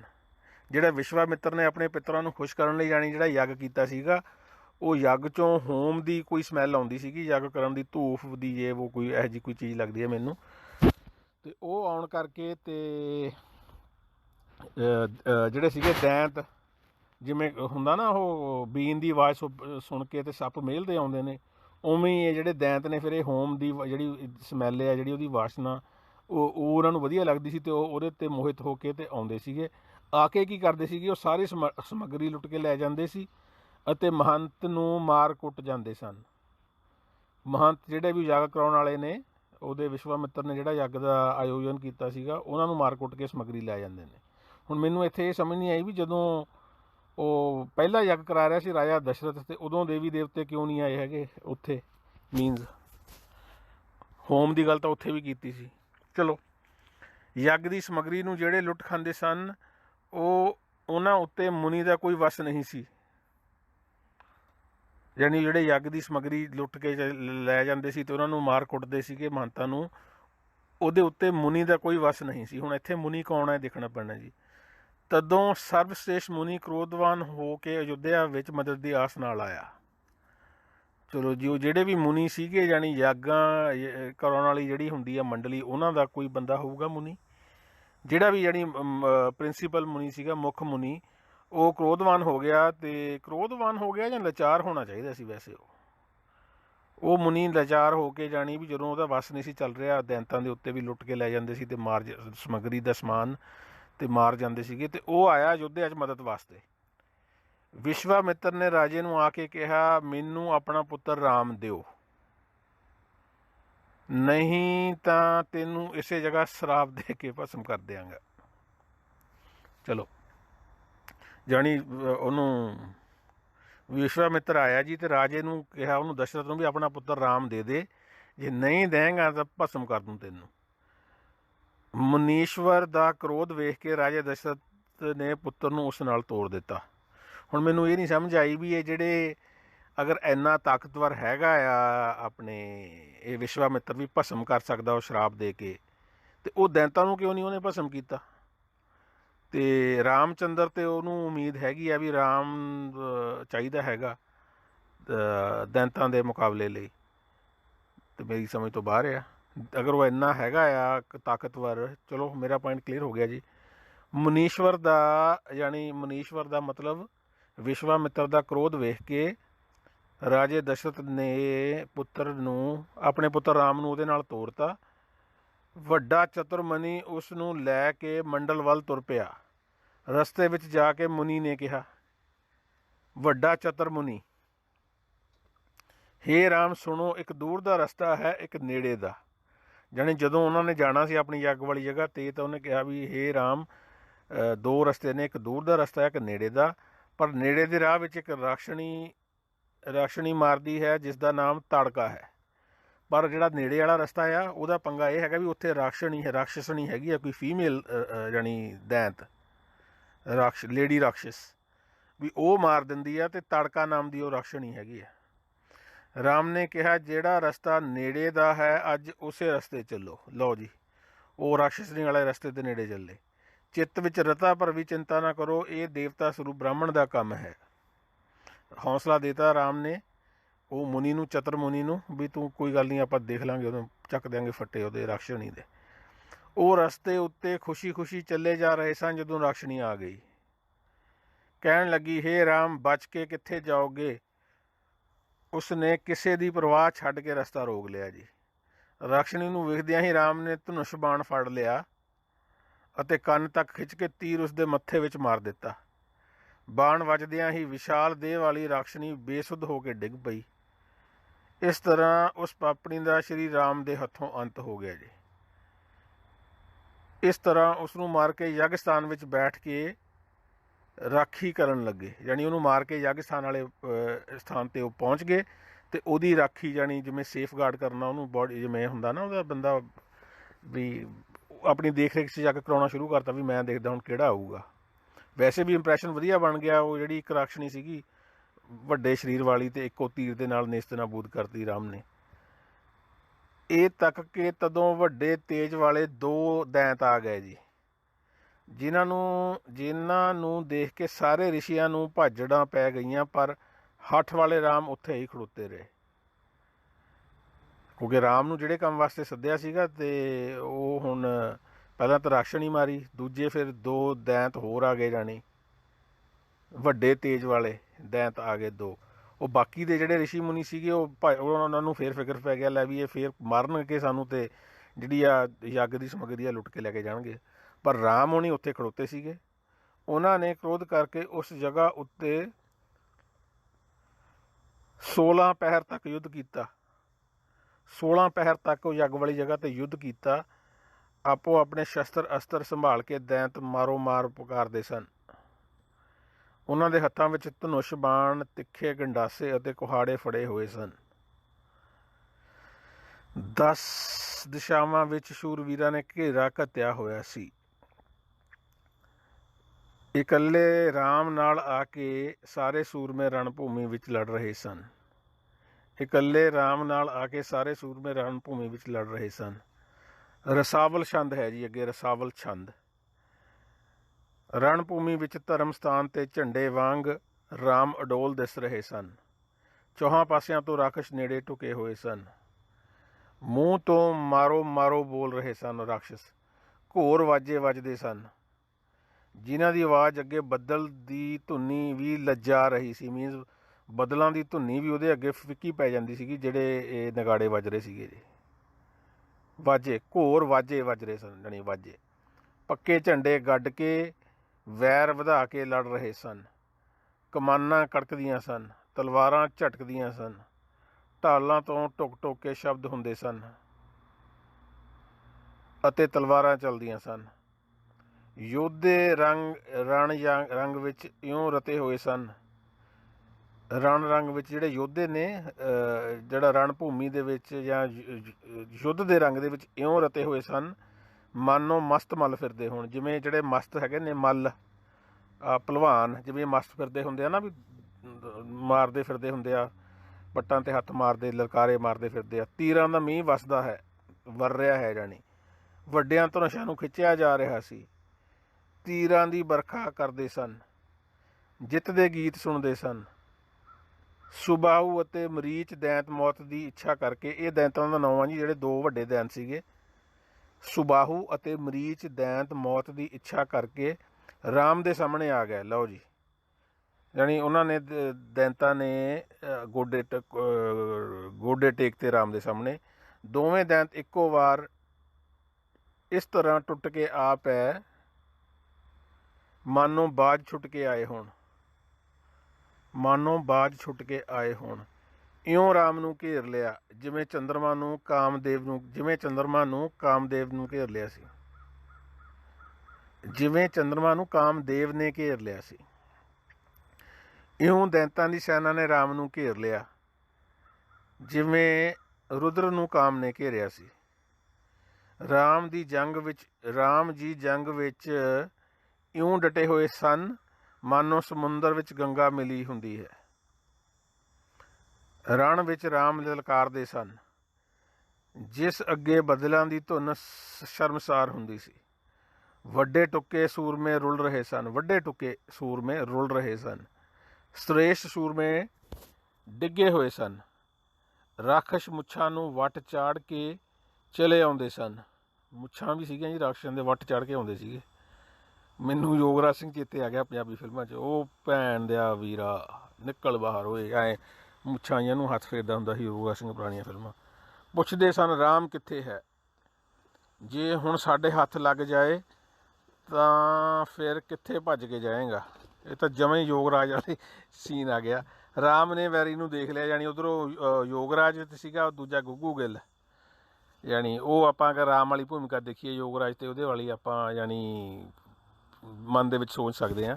ਬਦਲਾ ਜੱਟੀ ਦਾ ਸੀ ਫਿਲਮ, ਉਹ ਕਿਹੜੀ ਸੀਗੀ, ਉਹਦੇ 'ਚ ਸੀਗੇ ਮੈਨੂੰ ਉਹ ਭੈਣ ਦਿਆ ਵੀਰਾ, ਉਹ ਵਾਲਾ ਕੰਮ ਆ। ਰਾਮ ਨੇ ਵੈਰੀ ਨੂੰ ਵੇਖ ਲਿਆ ਅਤੇ ਧਰਮ ਧਾਮ ਸਰੂਪ ਰਾਮ ਡਟ ਗਏ। ਉਸ ਨੇ ਰੋਹ ਨਾਲ ਉਸਨੇ ਰੋਹ ਨਾਲ ਨੈਣ ਲਾਲ ਕਰ ਲੈ। ਉਹ ਧਨੁਰਵੇਦ ਨੂੰ ਚੰਗੀ ਤਰ੍ਹਾਂ ਜਾਣਦੇ ਸਨ। ਰਾਮ ਨੇ ਕਠੋਰ ਧਨੁਸ਼ ਨੂੰ ਖਿੱਚਿਆ ਅਤੇ ਤੀਰਾਂ ਦੀ ਵਰਖਾ ਸ਼ੁਰੂ ਕਰ ਦਿੱਤੀ। ਵੈਰੀ ਸੈਨਾ ਮਾਰ ਦਿੱਤੀ। ਇਹ ਵੇਖ ਕੇ ਆਕਾਸ਼ ਵਿੱਚ ਦੇਵਤੇ ਹੱਸਣ ਲੱਗੇ। ਸਾਰੀ ਸੈਨਾ ਭੱਜ ਗਈ। ਸਫਾ 407। ਮਰੀਚ ਨੇ ਆਪਣੀ ਅੱਖੀਂ ਵੇਖ ਲਿਆ। ਹੁਣ ਪਤਾ ਨਹੀਂ ਜੀ ਕੌਣ ਆ ਮਰੀਚ। ਲੱਖੀ ਮਰੀਚ ਨੈਣ, ਇਹ ਹੈਗਾ ਸ਼ਬਦ ਜਿਹਦੀ ਵਿਆਖਿਆ ਮਰੀਚ ਨੇ ਆਪਣੀ ਅੱਖੀਂ ਵੇਖ ਲਿਆ। ਫਿਰ ਉਸਨੇ ਸੈਨਾ ਨੂੰ ਗੁੱਸੇ ਨਾਲ ਇੰਜ ਪ੍ਰੇਰਿਆ ਮਾਨੋ ਸੱਪ ਨੂੰ ਛੇੜਿਆ ਹੋਵੇ। ਰਾਮ ਨੇ ਉਸ ਨੂੰ ਬਾਣ ਮਾਰਿਆ ਮਰੀਚ ਨੂੰ, ਜਿਸ ਦੇ ਨਾਲ ਮਰੀਚ ਸਮੁੰਦਰ ਦੇ ਕੰਢੇ ਜਾ ਡਿੱਗੇ ਜੀ। ਉਸ ਨੇ ਇਸ ਦੇਸ਼ ਦਾ ਰਾਜ ਛੱਡ ਦਿੱਤਾ ਅਤੇ ਯੋਗ ਤੇ ਭੇਸ ਨੂੰ ਧਾਰਨ ਕਰ ਰਿਹਾ ਮਰੀਚ ਨੇ। ਸੁੰਦਰ ਬਸਤਰ ਮਰੀਚ ਨੇ ਉਤਾਰ ਦਿੱਤੇ ਅਤੇ ਭਗਵੇਂ ਬਸਤਰ ਪਾ ਲਏ। ਲੰਕਾ ਦੇ ਬਾਗ ਵਿੱਚ ਜਾ ਕੇ ਵਸਣ ਲੱਗਾ ਮਰੀਚ ਹੈ ਜਿਹੜਾ, ਅਤੇ ਫਿਰ ਰਾਮ ਨਾਲ ਵੈਰ ਕਰਨਾ ਛੱਡ ਦਿੱਤਾ। ਗੁੱਸੇ ਨਾਲ ਸੁਬਾਹੂ ਉਹ ਦੈਂਤ ਹੈ, ਆਪਾਂ ਇਹਦਾ ਨਾਂ ਪੜ੍ਹੇ ਸੀਗੇ ਨਾ, ਸੁਬਾਹੂ। ਗੁੱਸੇ ਨਾਲ ਸੁਬਾਹੂ ਸੈਨਾ ਲੈ ਕੇ ਚੜ੍ਹ ਆਇਆ। ਉਸਨੇ ਆ ਕੇ ਯੁੱਧ ਸ਼ੁਰੂ ਕਰ ਦਿੱਤਾ ਅਤੇ ਭਿਆਨਕ ਰੌਲਾ ਪੈ ਗਿਆ। ਉਸਨੇ ਸੋਹਣੀ ਸੈਨਾ ਸਜਾਈ ਹੋਈ ਸੀ। ਤੇਜ਼ ਚਾਲ ਵਾਲੇ ਘੋੜੇ ਭੱਜ ਰਹੇ ਸਨ। ਹਾਥੀਆਂ ਦੇ ਦੰਦ ਚਿੰਗਾਦੜ ਸਨ। ਹਾਥੀਆਂ ਦੇ ਦਲ ਨੋਟ ਦੰਦ, ਹਾਥੀਆਂ ਦੇ ਮੈਨੂੰ ਲੱਗਦਾ ਬੱਸ ਕਰ ਦੇਣੀ ਚਾਹੀਦੀ ਹੈ ਫਿਲਹਾਲ। ਹਾਥੀਆਂ ਦੇ ਦਲ ਚਿੰਗਾੜਦੇ ਸਨ। ਠੀਕ ਹੈ, ਜਿਵੇਂ ਹਾਥੀ ਚਿੰਗਾੜਦੇ ਹੁੰਦੇ ਨੇ। ਜਿਨ੍ਹਾਂ ਦੀ ਆਵਾਜ਼ ਅੱਗੇ ਬੱਦਲਾਂ ਦੀ ਧੁਨ ਲੱਜਾ ਰਹੀ ਸੀ। ਬੱਦਲਾਂ ਦੀ ਧੁਨ ਨੂੰ ਬਹੁਤ ਵਾਰੀ ਸ਼ਰਮਾਇਆ ਜੀ ਇਹਨਾਂ ਨੇ ਦੱਸਿਆ। ਢਾਲਾਂ ਆਪਸ ਵਿੱਚ ਢੱਕ ਕੇ ਵੱਜਣ ਲੱਗੀਆਂ। ਢਾਲਾਂ ਆਪਸ ਵਿੱਚ ਆਪਸ ਵਿੱਚ ਢੱਕ ਕਰਕੇ ਵੱਜਣ ਲੱਗੀਆਂ। ਉਹ ਲਾਲ ਪੀਲੇ ਰੰਗਾਂ ਵਿੱਚ ਸ਼ੋਭਾ ਪਾ ਰਹੀਆਂ ਸਨ। ਯੋਧੇ ਸ਼ਸਤਰ ਫੜ ਕੇ ਡਟੇ ਹੋਏ ਸਨ ਅਤੇ ਤੀਰਾਂ ਦਾ ਮੀਂਹ ਵਸਾ ਰਹੇ ਸਨ। ਅਗਨ ਅਸਤਰ ਚੱਲਦੇ ਸਨ। ਅਗਨੀ ਅਸਤਰ ਚੱਲਦੇ ਸਨ। 407 ਨੰਬਰ ਪੇਜ ਹੈ ਜੀ। ਆਪਾਂ ਇੱਥੇ ਸਮਾਪਤ ਕਰਦੇ ਹਾਂ। ਦਸਮ ਗ੍ਰੰਥ ਦਾ ਜਿਹੜਾ 7ਵਾਂ ਅਧਿਆਇ ਹੈਗਾ 24 ਅਵਤਾਰ। 24 ਅਵਤਾਰ ਦਾ ਮਤਲਬ 24 ਅਵਤਾਰਾਂ ਦਾ ਅੱਗੇ ਗਾਥਾ ਉਹਨਾਂ ਦੀ, ਅਤੇ 24ਵੇਂ ਦੇ ਵਿੱਚੋਂ 20ਵਾਂ ਅਵਤਾਰ ਹੈਗਾ ਰਾਮਾ ਅਵਤਾਰ। ਆਪਾਂ ਉਹਦਾ ਅੱਜ ਕੀਤਾ ਹੈ ਜੀ, ਪੜ੍ਹਿਆ ਹੈਗਾ ਜੀ ਮੈਂ। ਇਹ ਜਿਹੜੀ ਰਤਨ ਸਿੰਘ ਜੱਗੀ ਉਹਨਾਂ ਨੇ ਇਹਦੀ ਕੀਤੀ ਹੈਗੀ ਆ, ਟੀਕਾ ਕੀਤਾ ਇਹਦਾ, ਜਾਣੀ ਅਰਥ ਕੀਤੇ ਨੇ ਇਹਦੇ ਸਰਲ ਪੰਜਾਬੀ 'ਚ। 407 ਨੰਬਰ ਪੇਜ 'ਤੇ। ਉਹ ਤੋਂ ਅੱਗੇ ਫਿਰ ਆਉਣ ਵਾਲੇ ਦਿਨਾਂ 'ਚ 408ਵੇਂ ਪੇਜ ਤੋਂ ਸ਼ੁਰੂ ਕਰਾਂਗੇ ਜੀ।